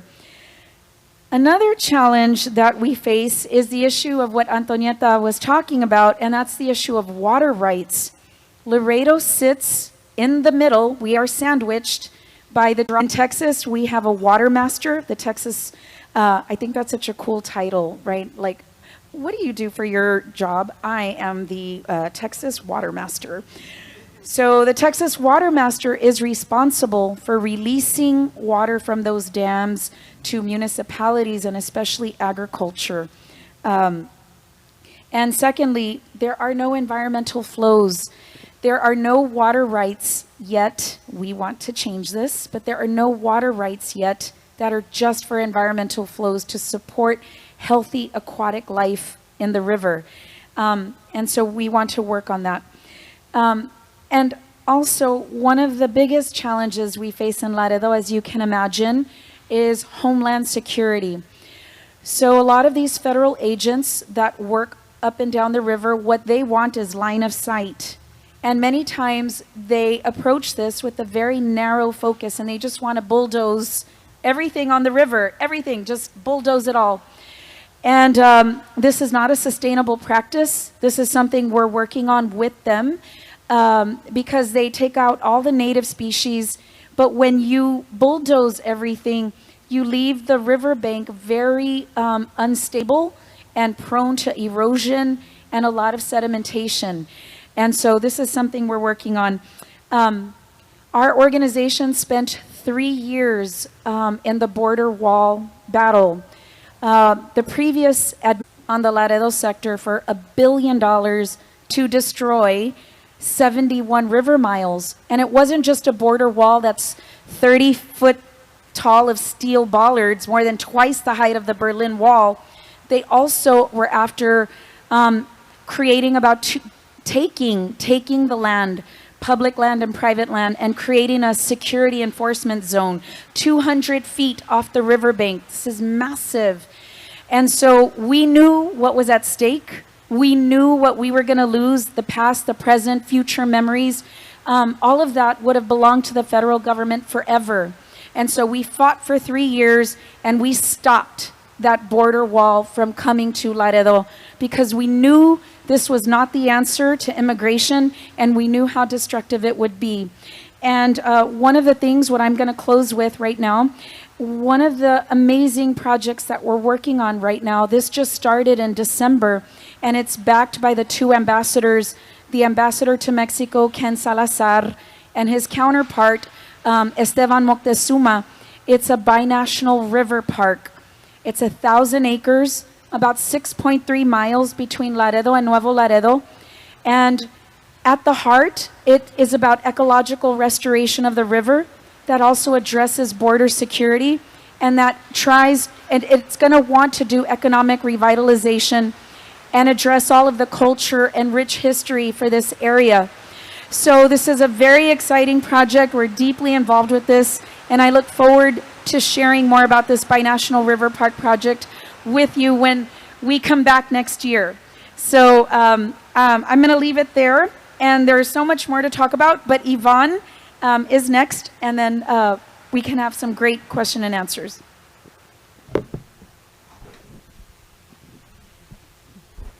Well, you called the water, Trisha. I don't know. Yeah. Well, thank you for having us, for sure. You left the nerds to the end. I don't know if this is good or bad, but yeah, well, my name is Yvonne Cruz. I have a PhD in sustainability, and I wear many hats at RISE. I do administrative work, but I also teach sustainability. And I'm not going to talk about the river. I'm going to talk a little bit about the whole climate change dilemma between the U.S. and Mexico. And we are currently, I'm a contributing author at the U.S.-Mexico Center.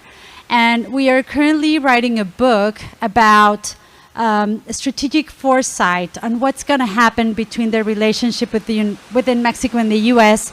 in many, many aspects. We talk about migration, trade, economics, human rights, and climate change is one of these topics. So this work is done in collaboration with another colleague of mine. She's actually French, but she did the US portion and I did the Mexican part. But I just wanted to share a little bit about what we are projecting. And the strategic foresight, it's an exercise of actually considering the past and according to our expertise and the continuous actions that are happening to our days, kind of build future scenarios and then see what a desirable future will be or what a disruptive future will look like, okay?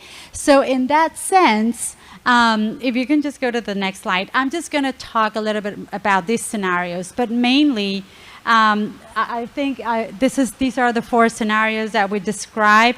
And if you go to the next slide, please, I'll do a little bit of a comparison talk, so to speak. But mostly, what we see now, it's that in the U.S. portion with the new administration, we see some kind of small progress towards climate change, even though there is a rhetoric. I mean, it's very clear that President Biden is pushing for a greener agenda.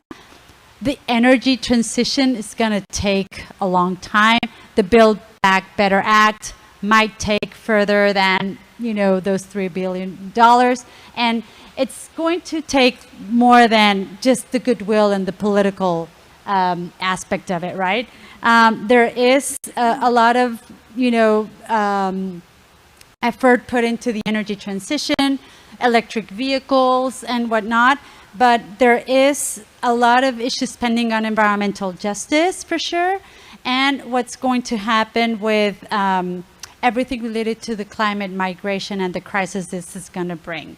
So, but these are topics that are already being discussed. Of course, the water issue with Mexico has been sort of put in a pause for now, but it might be taken by some of the programs like the Border 2025, which is also a binational initiative that started about 13 years back. But moving to the Mexican side of things, with López Obrador is bringing the climate debate under the rug and under the bus, I will say, because for sure, even though this kind of discourse that López Obrador has comes across somehow as a climate denier, he has been hindering private investment in renewables for sure. This is also hurting, of course, the energy transition in Mexico big time. And what we see right now, it's more that despite the fact that Mexico was somehow the leader in climate debates internationally and had its own climate action law, with López Obrador, this is all will bring new debates for sure. I mean, this is there's an environmental chapter that touches on some of the issues that were important for NAFTA. However, specifically the place for the Paris Agreement is something that it's missing. So if we go towards the next scenario, this will be the desirable scenario, is the one that comes next. We are expecting, and of course we would like for the United States to do a more proactive, greener future and really tackle, be more proactive on the emission reduction, focus more on accelerating the energy transition on a more proactive way. There's a lot said about that the hydrocarbon economy will finance the energy transition. However, there's a lot to see, you know, whether this will be possible, but back the debate on climate at the national level and at the international level. And there is about a $14 million financial package that it's put into place through USAID from the US to Mexico on a huge reforestation effort. And so we're aiming for this to be a true push forward in the forestry management in Mexico, especially because there's some infrastructure projects coming up by the López Obrador administration, like El Tren Maya, which will be a huge impact on biodiversity and forest loss. So this is something that we're hoping that doesn't really happen, but I mean, we're aiming for, if it's done, to be done the right way. There is also, I don't really want to get into politics, but it's true that there is also a, I was talking about the USMCA impact, but that if there is the resolution of controversies on the environmental realm and that we're able to bring side letters regarding environmental issues and climate change and emission accounting, it might be a better future, a desirable future, who knows. But, and there is when the Three Amigos Summit happened in 2016, there was a pledge to become net zero as a region for 2050.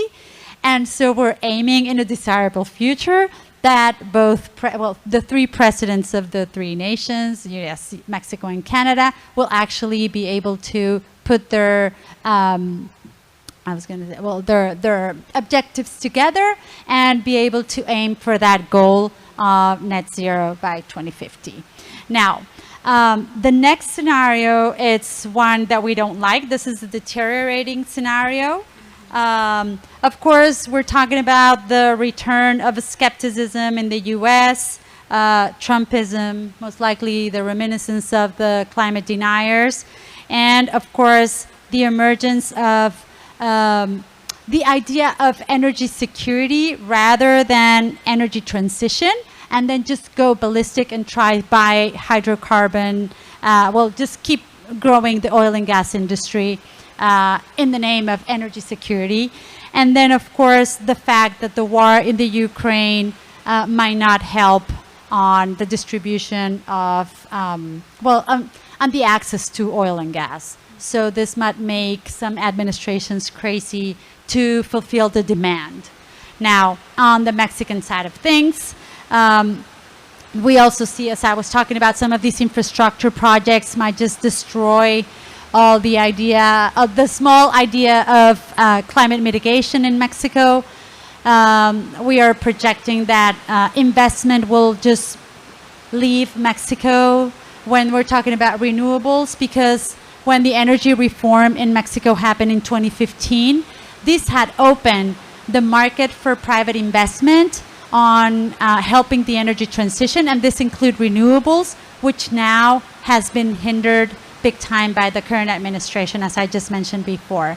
One last thing is, of course, the deteriorating situation with the climate migrants and all the drought corridor from Central America passing through Mexico, and then this generating a huge insecurity and human insecurity issue, and having the cartels also taking advantage of all these people that are victims of heavy or very unpredicted environmental events, right, and climate events.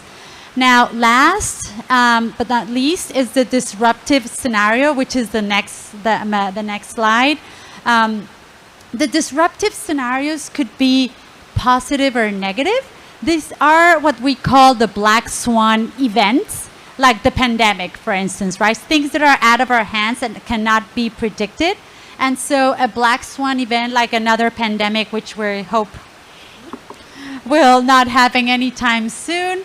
But on one end, what I'm trying to point, I mean, the positive things are on this side.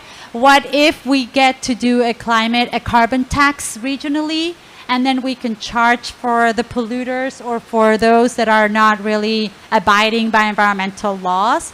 And then also the Green Fund, which the U.S. was supposed to to put more money. They just comply with like 5% of what they were supposed to after the Paris Agreement. But if there's some climate finance, funds distributed especially for climate mitigation, and Mexico will have access to that, that will be a game changer for sure. And of course, the other one that I put as, if you can go back to the other slide, and the new parameters for, it's called ESG, for companies to abide the environmental, social, and governance parameters, where the private sector has to begin reporting on all those environmental, social, and governance issues that are relevant to their markets. So this is kind of new buzzwords for you probably, but this is what's coming up. And if the US were to implement some of these criteria, then all of the companies that are operating within the USMCA throughout the border will have to comply with a lot of environmental standards and social standards and governance standards that will be important for the environment and for both countries. Now, on the negative side, of course, the war in Ukraine will keep pushing things to move towards a negative balance.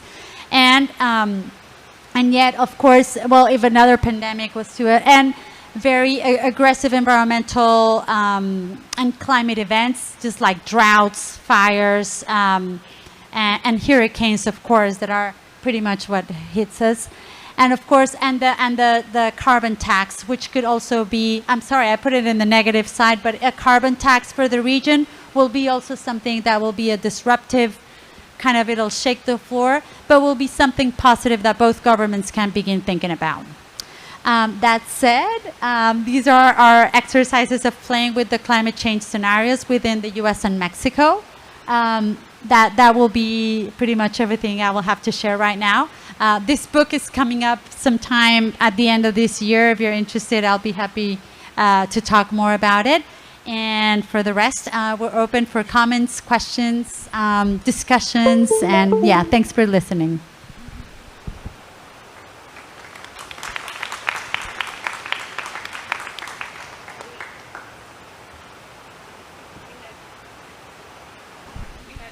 One more.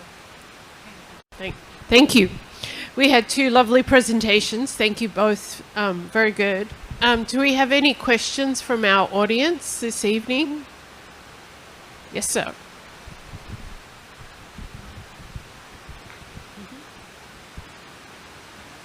No.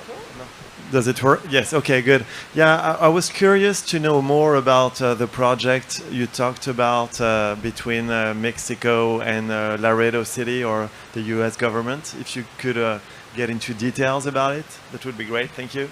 Yes, thank you. The Binational River Park, this is very new. It really got started in December when the two ambassadors came to Laredo. There had been some talk already before, but they wanted to see if there was interest in our community to get this started. And I think to a large degree, it's not just about a park, right? It's so much more.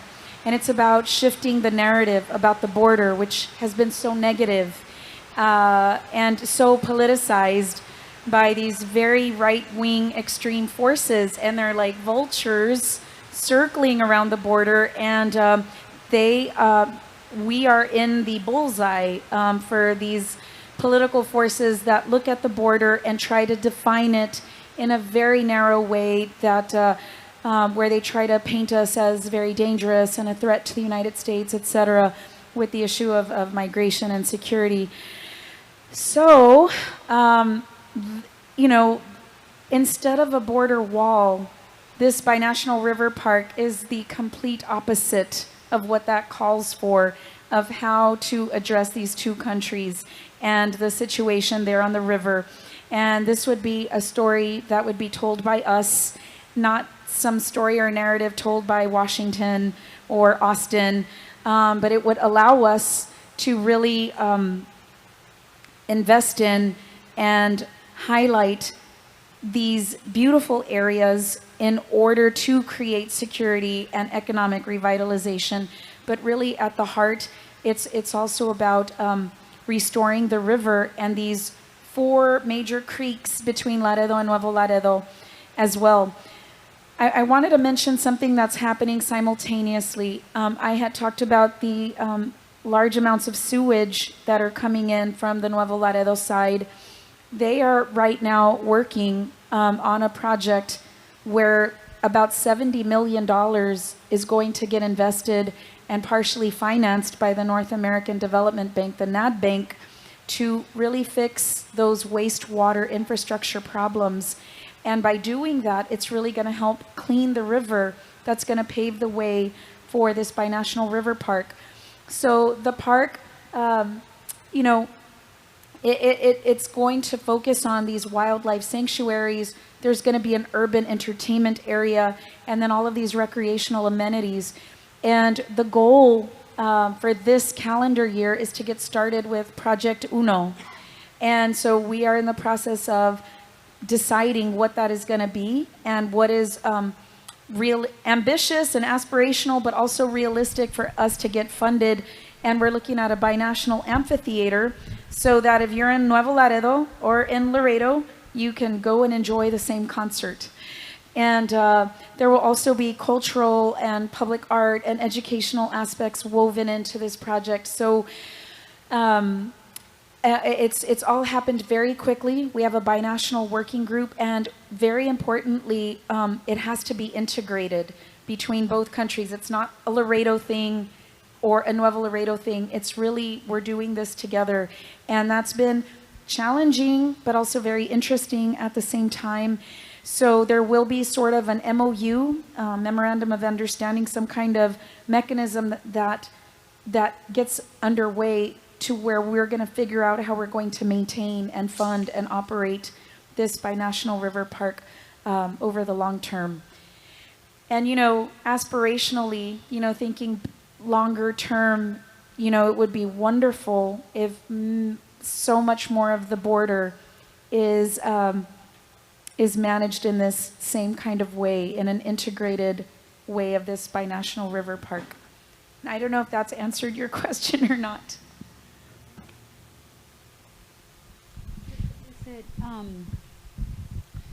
So is this part of the Border 2025 program whatsoever? No? Is it just like a nonprofit initiative kind of thing? So no government, are there any local governments involved? Yes, the municipio of Nuevo Laredo, it's the binational working group. It's led by the 2 mayors, Mayor Pete Saenz of Laredo and La Presidenta Carmen Lilia Cantu Rosas. They're the heads of this working group.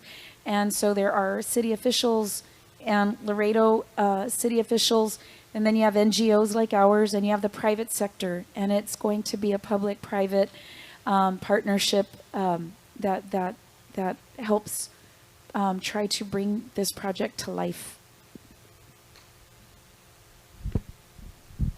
Do we have any other questions from the audience? So where does Laredo get the water from? And maybe do you know what are the main climate risks in Mexico today? And are those risks similar to what we experience here in the US? So outside of El Paso, which is different, a little bit different, pretty much every city on the border in Texas and in Mexico depends 100% on this endangered river for all of its water. The cities and so much of it goes toward agriculture, probably more than 70 or 80% is going to the Rio Grande Valley in Texas and on the other side for farming. So it's completely dependent. We are all completely dependent on this one river. So the rights are owned by local. Yes. And they get released by the dams. The water master on the U.S. side and then the SILA, the Comisión Internacional de Límites y Aguas, they release water. Every week the water rights holders, the municipalities, industry, the farmers, they tell them we're going to need this much, and then they release that almost on a weekly basis.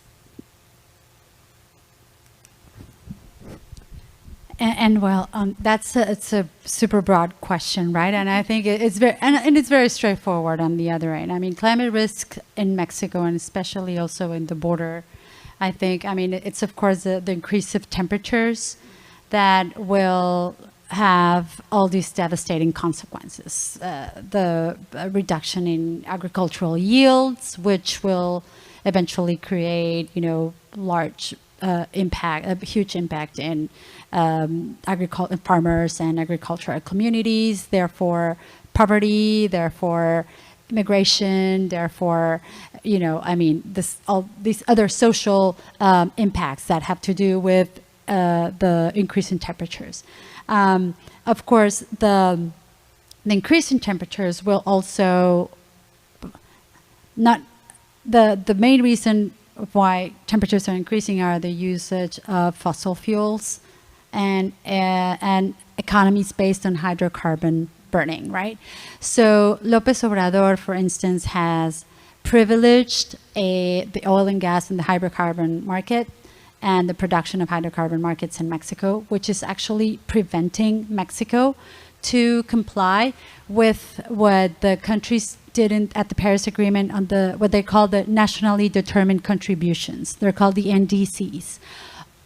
Pretty much every country that signed the Paris Agreement abide or said they were going to reach a certain amount of, they were going to burn or produce a certain amount of emissions, and they're not allowed to pass this limit or this threshold, right?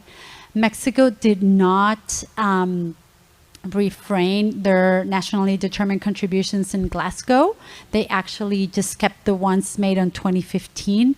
So this talks a lot about how their commitment to not push to reduce emissions in the next 30 years.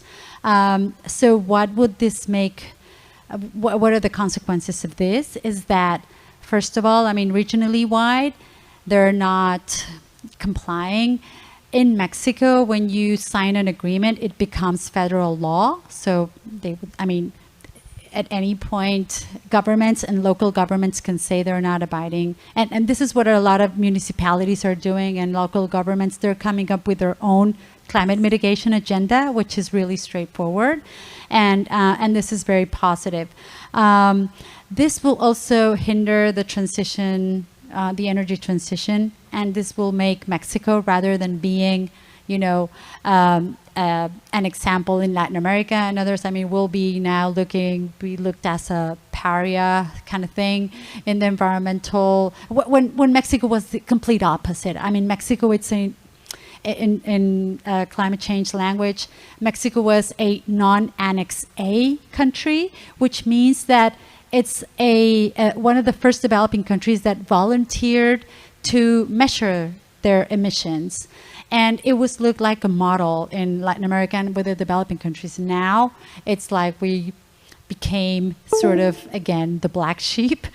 And when I say we, I'm a Mexican, of course. I live here. I have dual citizenship now. But the thing is that we've becoming, from being world leaders in, even though we weren't going much forward, we were trying, and the past administrations were really had the climate change agenda at the forefront of the Mexican national policy, and that helped us, enter fora like the OECD, and we were always set as an example. And we were not only that, we were receiving funds to actually for climate mitigation strategies. I mean, for what they were called the clean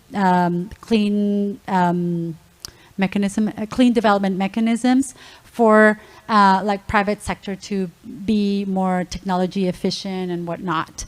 This has ended with the new administration, and even with claims that, for instance, renewables like wind turbines and solar panels are horrible to the landscape. Right? I mean, López Obrador makes assertions like this. They say, oh, they look horrible, right? They just don't look good. So why shall we keep pushing for wind turbines when they don't look good in the environment or in the landscape? So I mean, these are some of the high risks of the climate not really working towards climate mitigation at a I mean, now I think it's a big mistake. It's a big political mistake. Whether you're talking about regionally, at a national level, and of course global wide. I mean, this is going to take a toll in diplomatic terms for sure. I just wanted to add one quick thing. I think what Yvonne said is correct. I think the answers are going to come locally.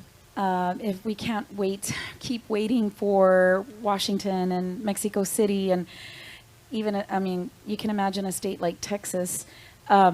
Laredo sits in the heart of oil and gas country, our county of Webb.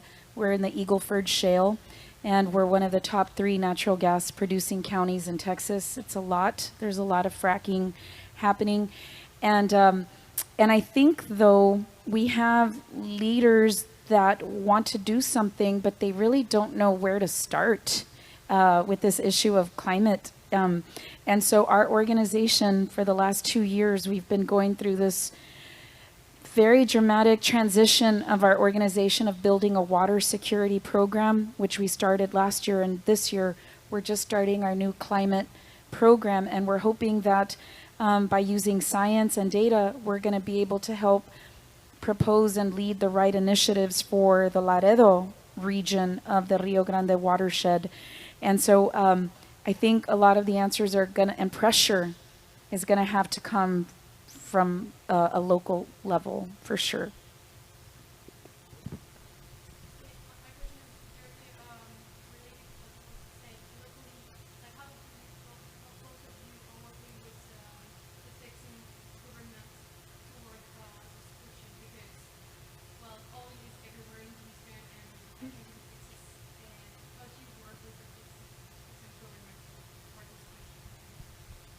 Okay, so that's a great question. And as you can imagine, this is not an easy thing to do at all.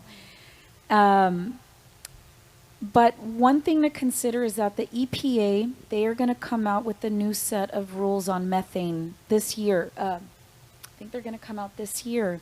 So the EPA is, these new rules and restrictions related to methane are going to come down, and they're going to get kicked to all the states. I'm sure Texas is going to sue, but eventually they're going to have to comply. And so I just think in a place like Texas, unless Beto O'Rourke wins, for example, it's going to just take a much longer time for a place like Texas, despite how Houston is suffering with these extraordinary hurricanes and flooding. And places like ours are going to be suffering with intense drought and rising temperatures. So, we have not really worked directly with the state of Texas quite yet, but I think that is going to start this year once these rules, especially on methane, pass through the EPA and get sent to the states. Can I give another example in terms of citizen science? What can we do? Laredo is really very progressive. They are one of the first cities in Houston to ban single-use plastics. And when that went to Austin, you guys had a lot of pushback. And it was amazing that Laredo was having to fight Austin about single-use plastics. So although some of the things that we've heard this evening are really big topics, really big issues, all of us can start leading the way with simple things like, you know, putting a stop to single-use plastics and other kinds of things like that, and create a groundswell, create a community that works together. And I think that's why Laredo has been successful, and that's something that we need in Houston. So let's do it. Let's partner together. It's really important to note that you know, all eyes are on the Texas Gulf, right, for this petrochem expansion that a lot of people are very worried about, and the industry sees the writing on the wall. They see that renewables will come, and they're coming. So where they're putting a lot of their financial eggs, they're putting it in the basket of plastics, right? Because plastics is derived from petroleum. And so they are projecting a quadrupling of plastics by 2050. And this impacts climate change, and it impacts so many things. And so we need to have, and there is a great group we're a part of, Break Free from Plastic, this sort of movement-wide kind of group. It is very important that we pay special attention to plastics and trying to stop that, because that's where the oil and gas industry is setting their sort of future sights financially of where they feel they can stay relevant. Yeah, and I want to share one more thing. Well, for those young minds like yours, I teach sustainability over at RISE. And I can tell you, and I tell my students, back in the day, I'm not going to tell you when I graduated, but a few, yeah. My colleagues' PhD dissertations were about all these things that we're talking right now. So we were back then talking about, well, this is unsustainable. What is sustainability? We were talking about all these things. All of a sudden, during the pandemic, things started to change, right? I mean, now you hear of this circular economy, sustainability, sustainable development goals, climate change, reforestation, emissions, nationally determined contributions. I mean, now this is not something so new anymore. And on the other end, the local action, there's so many civil society organizations that are moving the needle on the private sector, that for once, I can tell you, I work at the Baker Institute, and it's a public policy institute, and there's all these different centers. There's the Center for U.S. and Mexico Studies, but there's a Center for Energy Studies. A few years back, I interviewed for a position there. I didn't get it, but my research agenda proposal was to talk about the social impact of energy in the community. And they weren't ready. It was something super new. And then just now, they are signing an agreement with the city of Houston to talk about environmental justice and energy.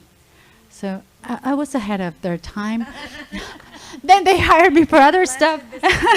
But what I want to say is that these topics are permeating, they're trickling down. And what is actually bringing the change in the mindset, it's all these ESG topics that I was talking to you. It's because now the CEOs are coming to say, what is this environmental social connection?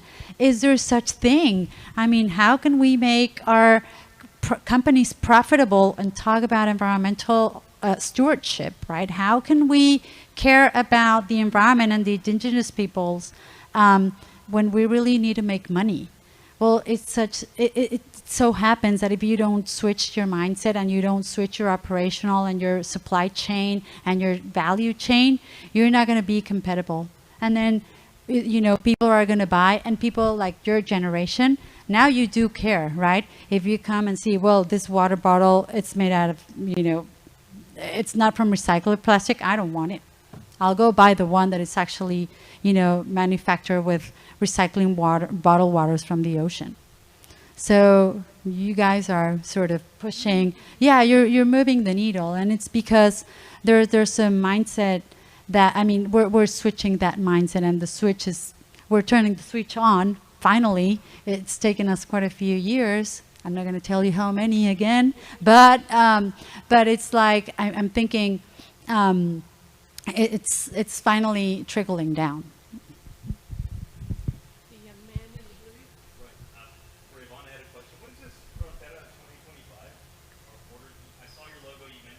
Yeah, the board. Well, this is one of the, right after, oh, so the question was, what is the Border 2025? These are some of the side agreements that happened in the beginning with NAFTA. And now they've been kind of revamped to see whether, I mean, it's still kind of, and I'm pretty sure there's got to be some connection with the binational river park, because the net bank finances most of the 2021 program. So at some, I mean, it's a huge border program for infrastructure, no, but also for like human health, environmental protection, hazardous waste. And they are moving up to, I don't think they do anything related to emissions, but it has a lot to do with water, also access and water security. So this is a, again, as you said, there's like, it's a binational working group as well. And I'm pretty sure both governments at all border states are somehow involved, and the municipalities as well. And so, yeah, it has these 4 areas. It's like the hazardous waste, water security, air quality. Yes, right, for natural disasters, right. So, yeah, these are kind of the things that are side agreements from NAFTA to really try to protect border communities of environmental impacts. Any other questions? Well, thank you. Thank you very much, ladies, for wonderful presentations. Well, thank you so much for, you know, staying, you know, all the way to, you know, this time. And I would like to make it, you know, this debate a more casual one, because, you know, it's late and we are all, you know, tired. And so I'll briefly introduce myself, and if you could do so, you know, so we can have a more dynamic conversation instead of myself reading all your bios. I'll just say that I'm Rosemary Salum. I'm a writer, and I'm the director of Literal Magazine. Hi, everybody. My name is Olivia Tale, and I am a reporter for the Houston Chronicle covering Latino topics and issues. Hi, everyone. My name is Aurora Lozada. We used to work together. So I used to be a journalist myself, and now I'm doing communications and marketing, and I'm the head of content of Baker Ripley, which is one of the largest nonprofits in Houston. I'm Francois Picard. I'm a journalist. I'm an independent journalist. I work mainly for the news agency AFP, and I cover what's going on in the middle of the United States. So they have reporters on each coast, but no one in the middle. So that's why I have a lot of work. Buenas noches, soy César Morado, trabajo en la Universidad Autónoma de Nuevo León. Para que nos ubiquemos, está ubicada en Monterrey, México. Es una universidad pública y es la tercera universidad más grande de México, después de la Universidad de Guadalajara y de la UNAM. César Morado is a professor at the Autonomous University in Nuevo León, which is in Monterrey, in the north part of Mexico.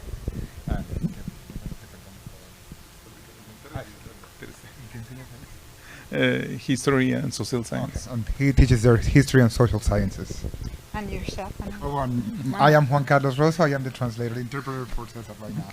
Thank you. Okay, wonderful. So I would like to start with, a quote from this author, Jonathan Haidt, who recently wrote an article in The Atlantic that soon will become a book. On this in-depth study, he traces the beginning of the social media platforms and its influence in our daily lives. To introduce us to the subject, he addresses the myth of Babel and questions what would have been to live in Babel in the days of its destruction. He provides us with a powerful quote from the book of Genesis. By the time God gets offended by the hubris of humanity and said, "Look, they are one people, and they have all one language. And this is only the beginning of what they will do. Nothing that they propose to do will now be impossible for them. Come, let us go down and confuse their language there, so that they will not understand one another's speech." So, in your opinion, and of course, in your area of expertise, how this metaphor applies to the miscommunications, to say the least, we've been suffering in recent years.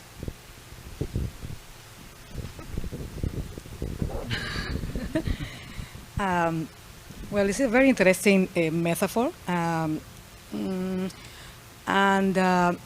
So social media had been is a sort of a bubble tower, right? And we know that at the beginning it was very much celebrated because it represented a sort of equalization and democratization of information productions. So all of a sudden anybody could produce information. It was, I think, a good outcome from the information technology that led to the creation of these platforms. But little by little, it has become, an ubiquitous way of share information, even more so than traditional media. There are good things about this, again, that democratization, but then there are also bad things that are coming from that. Oh, sorry.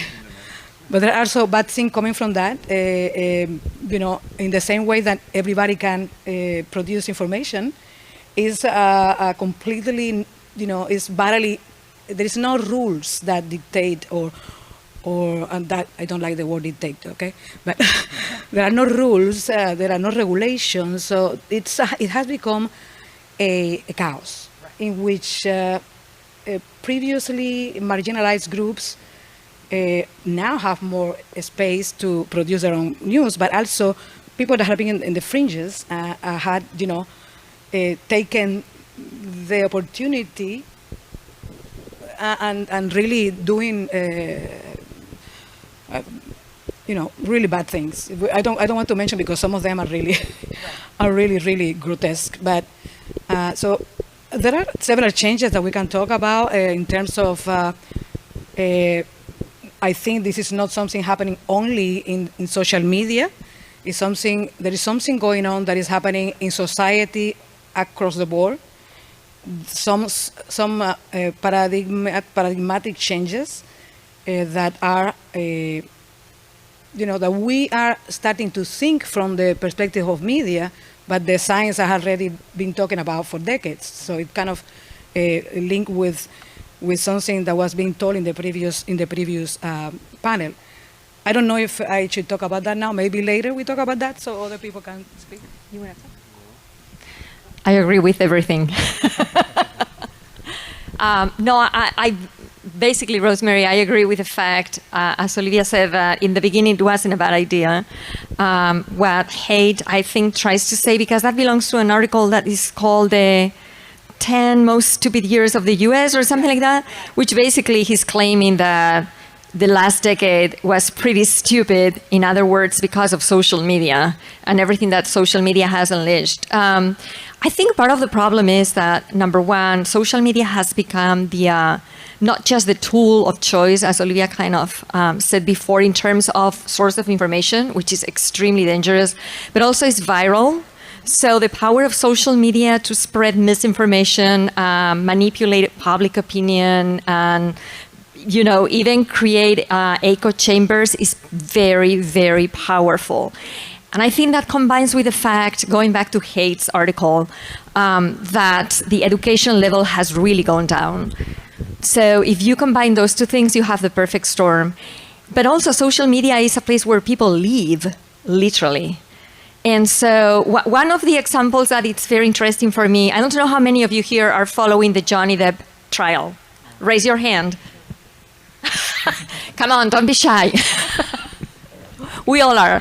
Okay, so it's very, very interesting for me to see how the source of information that a lot of people choose about what's going on there is social media more than traditional media, and specifically TikTok. So people live in TikTok waiting for the end of the trial, every single day, day 11, day 12, day 13, day 14. They jump on TikTok to see what is the summary on TikTok of what happened that day. That for me is fascinating and very scary at the same time, because that is their source of information on a regular basis for a lot of things. So more than miscommunication, I think is lack of communication. Oh, you have yours.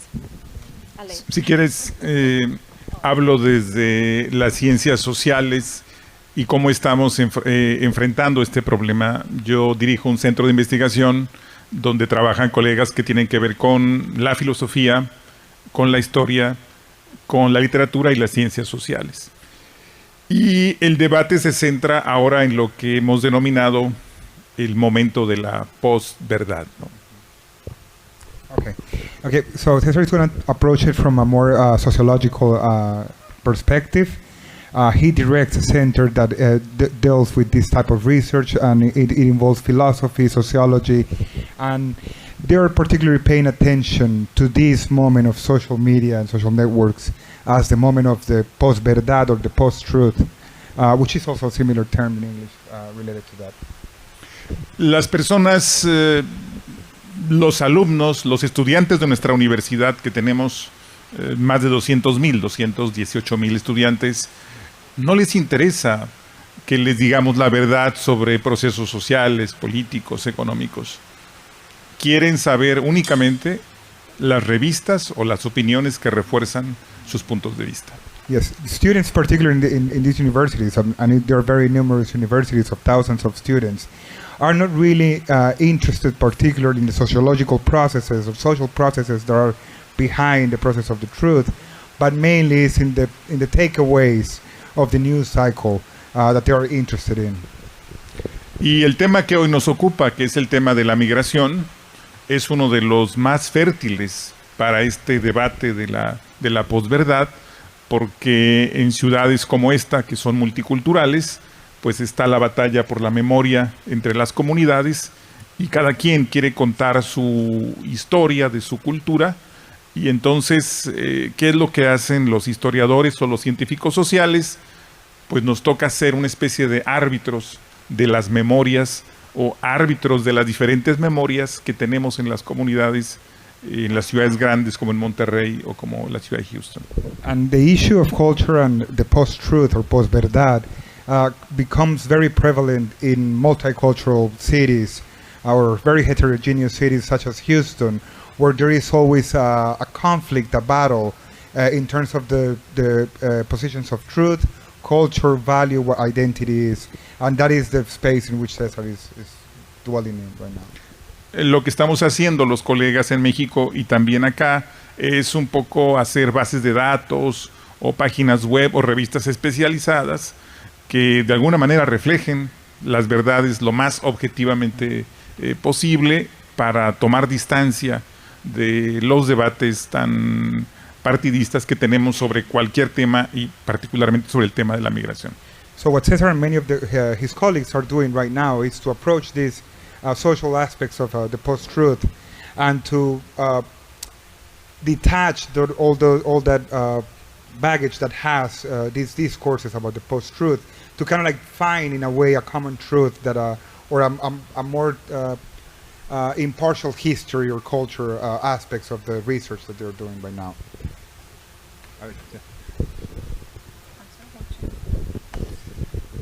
Yes, well, those social medias are here now, so it's not really a debate we can have whether people should use them to get information with them, because they are already doing it.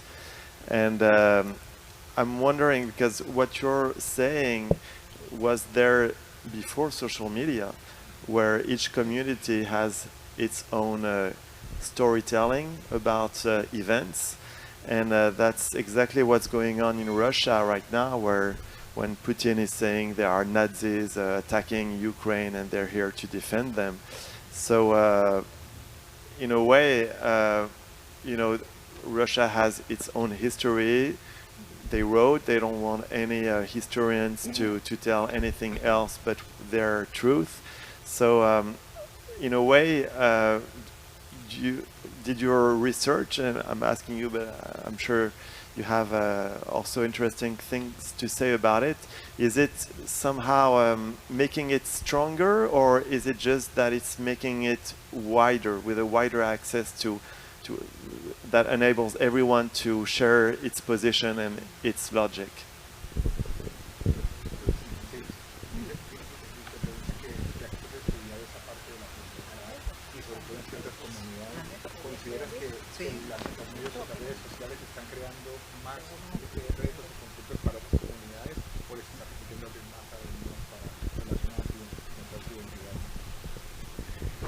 Sí, uno de los temas es justamente esa pregunta que tú haces, si este asunto de la posverdad o este asunto de que solo atendemos a las publicaciones que refuerzan nuestros puntos de vista, ¿es algo nuevo o es algo que siempre ha existido?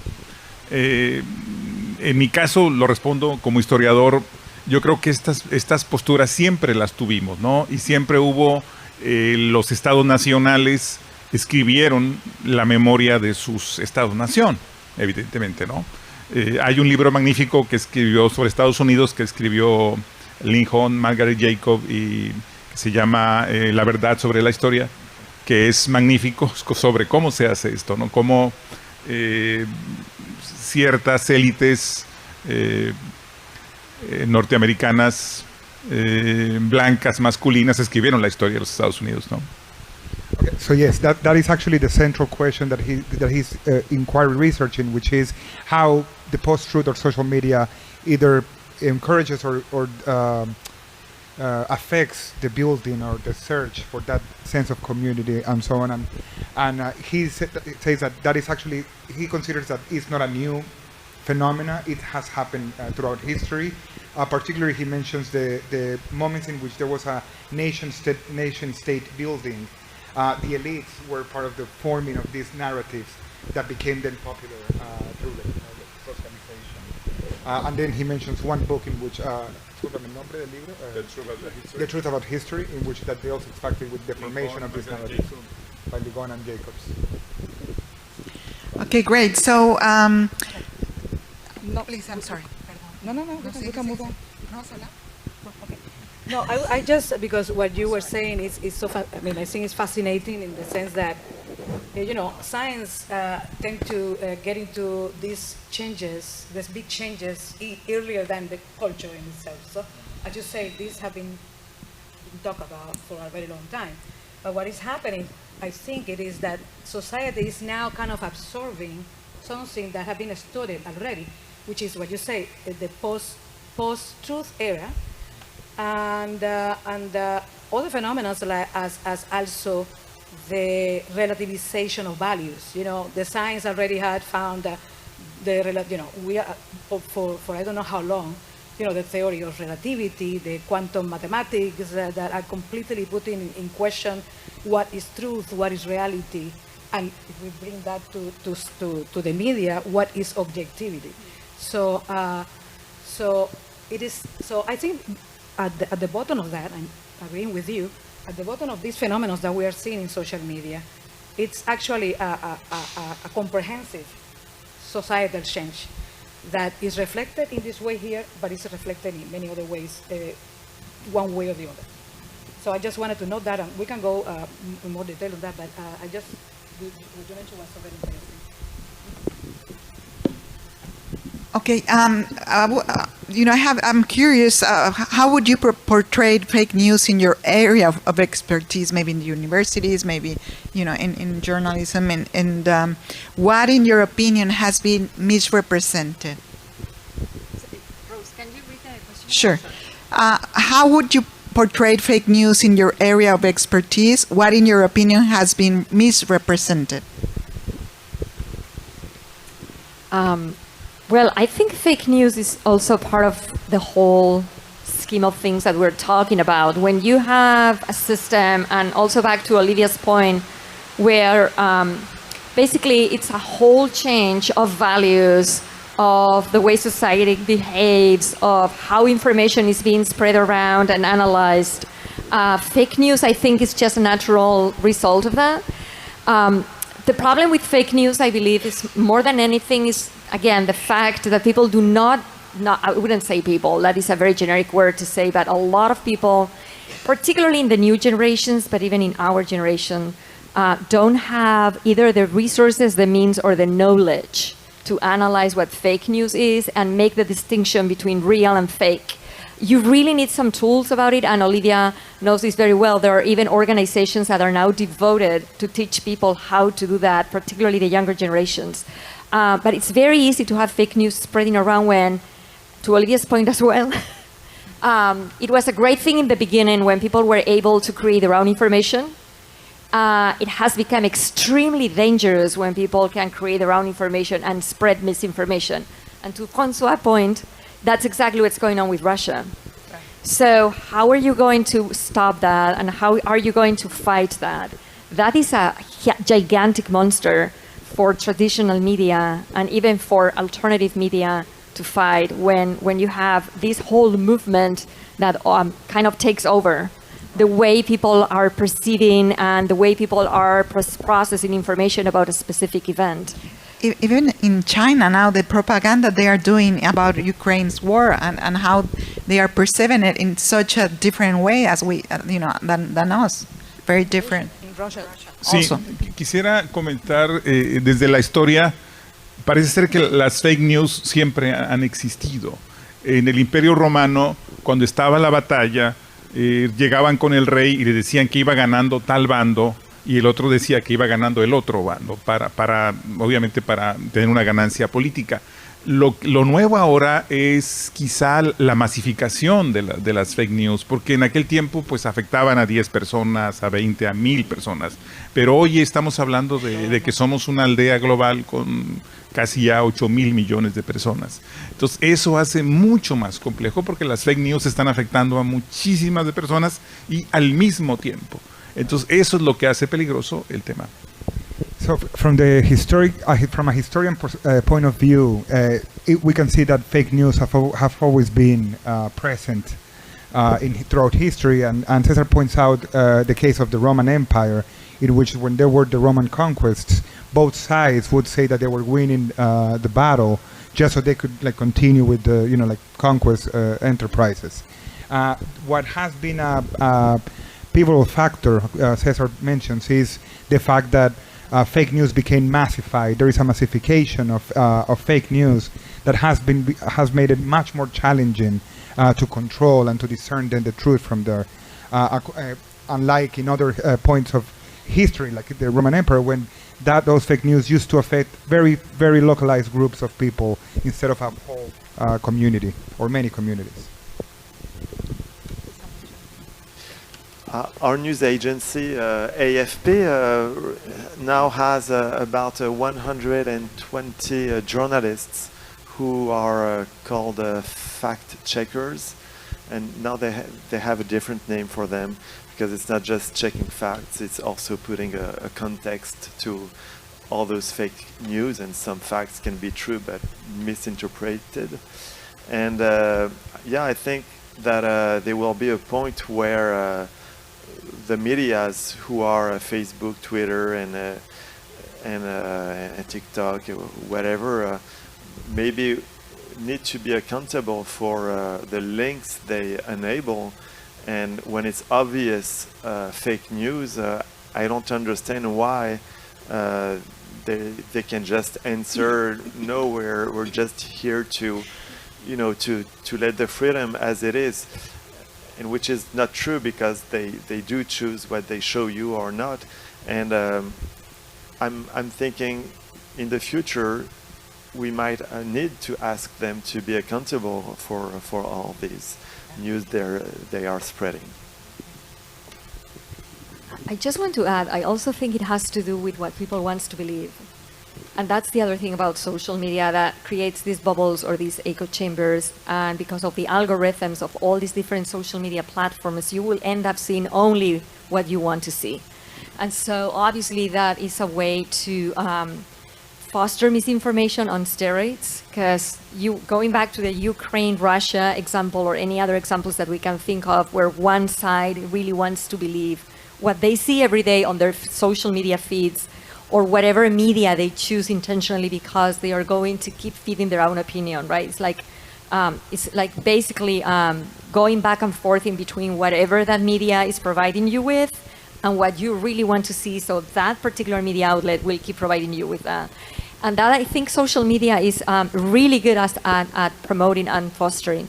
But to Francois' point, it's very interesting to see that traditional media outlets are putting so much effort and even money in having fact checkers. I see, for instance, that with major political events like campaigns, presidential campaigns, or State of the Union, the New York Times, for instance, I don't know if AFP is doing this, they will simultaneously, as this event is going on, have their fact checkers blogging live for people to see. The question there is how many people is really interested in doing that, in following those fact checkers, in understanding what the fact checkers are doing. So it's a very, as Olivia again said, it's a very societal change and shift that it's not so easy to change. Right. So, what would be the responsibility of the media in all this mess? Because I'm also a publisher in addition to being an author, and it's very tempting, very, very tempting to publish, whatever it will bring more eyeballs, to what you've been published. So, I'm curious about that responsibility. You are totally right. It's very tempting. Mm-hmm. Actually, you are seeing this dichotomy between differentiating yourself, meaning the mainstream or established media, differentiating yourself by doing good information, research, digging points, going more local, etc. And the push on the other side to just do quick things so people will click more. So while with the first, you present sort of alternatives to fake news, even if you don't attack the fake news directly. With the second, you are just becoming another, producer, just to support your economic, your business model, right, which is in crisis in the media industry. Only a few corporations are able to stay afloat when the industry is shrinking and when the industry is facing so much, alternative words, if you like, that people don't just want to,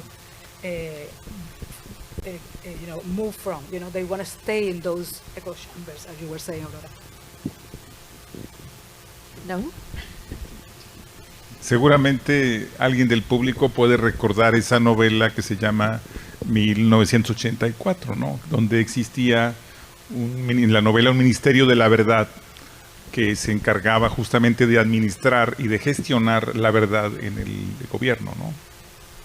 Yeah, if we can recall actually 1984, Orwell's, 1984, in which there is actually a Ministry of Truth, which is actually the entity in charge of designing or at least projecting or defining what the truth is for a specific case. So. I want to add something, if you allow me. Now that you are talking about, there is this, going back a little bit to the Babel Tower. Right. There are many ways to see what's going on, and we can kind of focus on the God role in that myth, where God sort of punish people by giving them so many languages that they cannot understand each other, so he can prevail. So his truth, the truth of the God, right? Well, when we talk about media, we're talking about the truth of who is God in the media? White people. So white people have been dominating the media forever. I mean, this is it was founded by them somewhere else and here in the U.S. And the pathetic thing about it is that we are still in that stage. So only 11% of the whole media industry, only 11% of workers in the media industry are Latinos. Okay? And if you break down that number, we found that 4%, only 4% among that 11%, only 4% is in managerial, senior positions, okay? And 7% in medium rank positions, okay? So the bulk of people working in media, they are laborers. They are,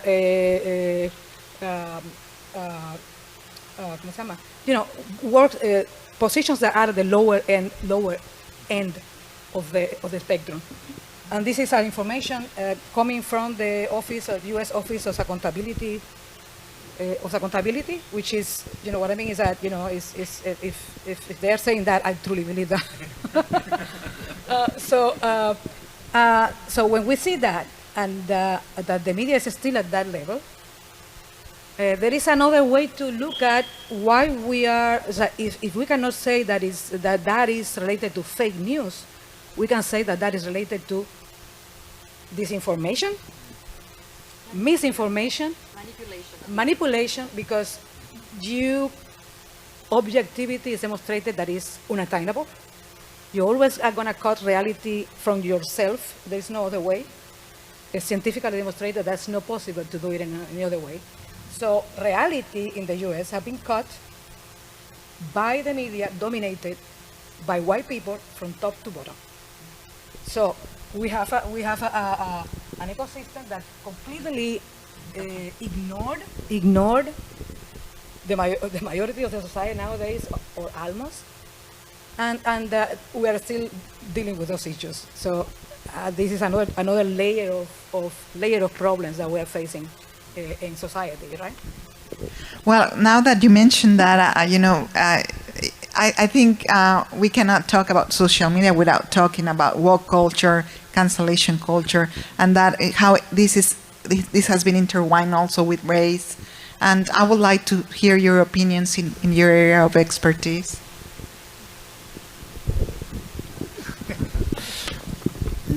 It was about a year ago, I think, there was a book who was released who was called Forget the Alamo. Did you hear about it? And okay.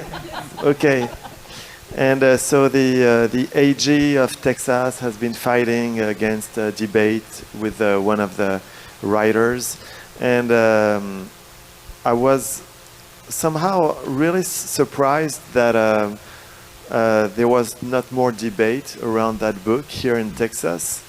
And I'm always, when I read the Houston Chronicle, I'm always amazed, because I think there's a lot of subjects about Latinos, about black people, about communities in general. And that's a shift they did, which is very interesting because in France, that shift wasn't done. I mean, the local newspapers, they just address to white people. They assume that the minorities don't read newspapers. They are too poor. It's a very long habit.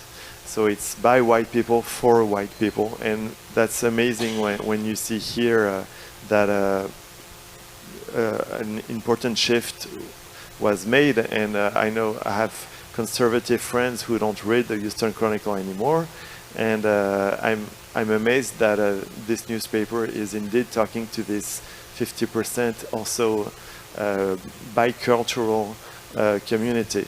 But this book wasn't a big deal. There were a few articles, and I'm surprised that the social medias did not take that debate more seriously either, because in such a bicultural society here in Texas and in Houston in particular, that was a huge debate to put another side on this historic narrative, saying that those heroes might not be such perfect heroes. They did own slaves. They might have bad reasons to do what they did.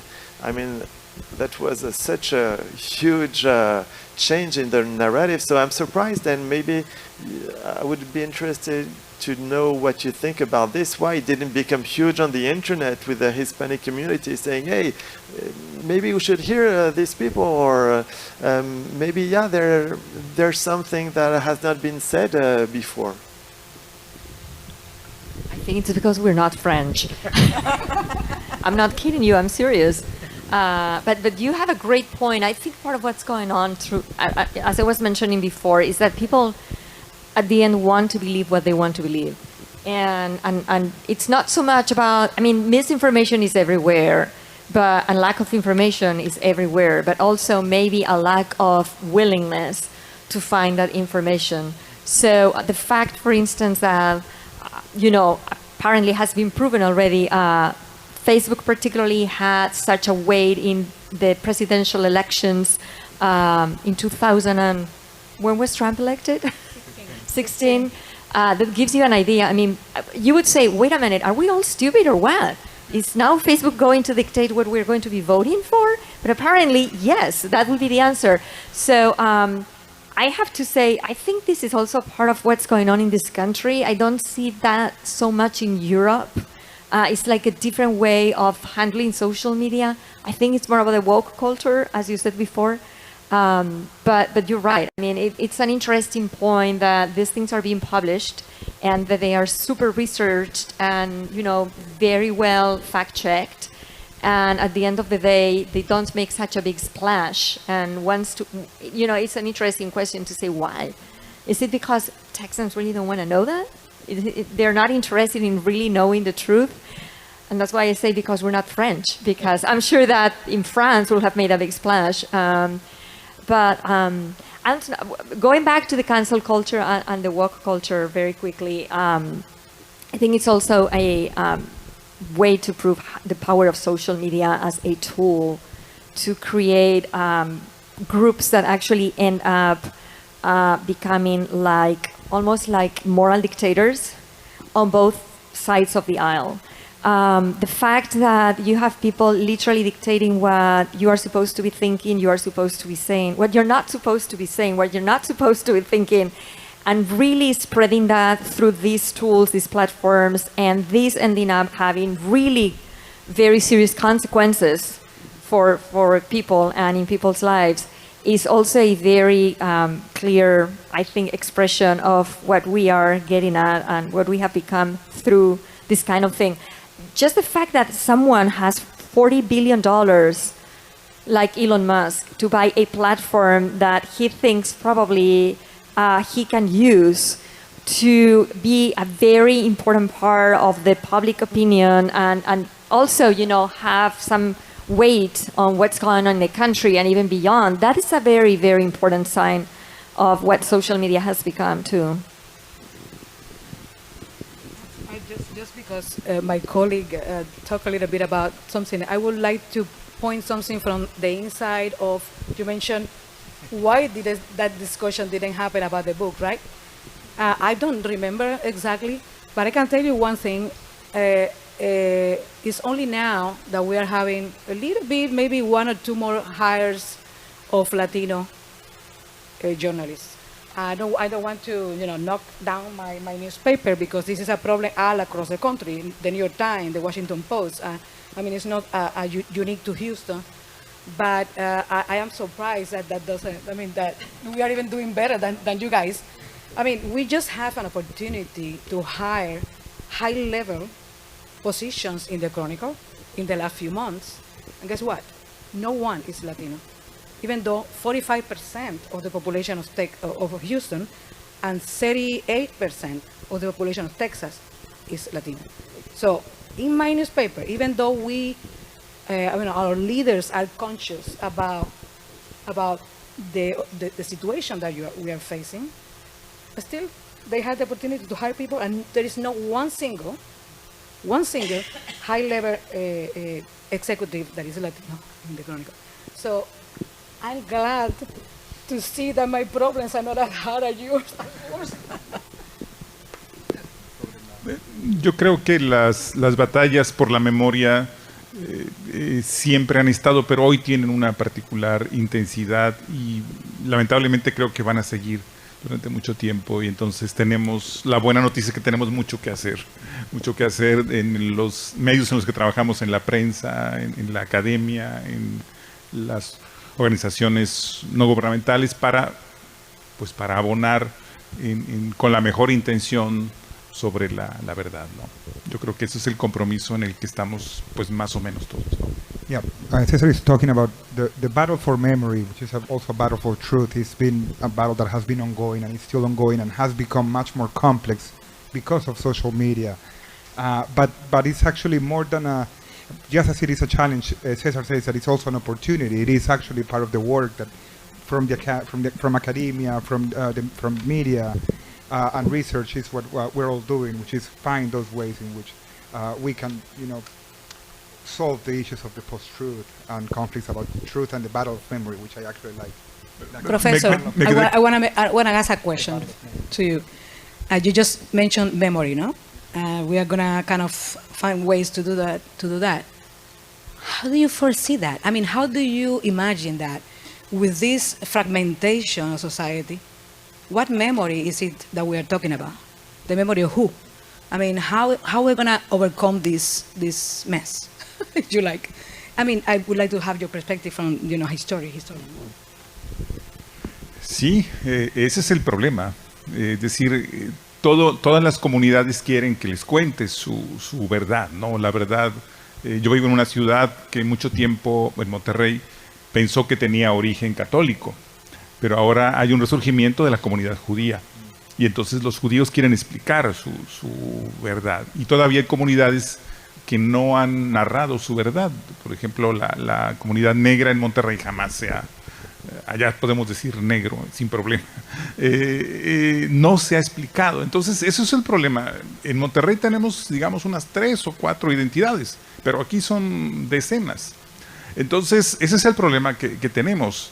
El historiador tiene que aparecer como un árbitro entre las diversas memorias para poder contar relatos manejables.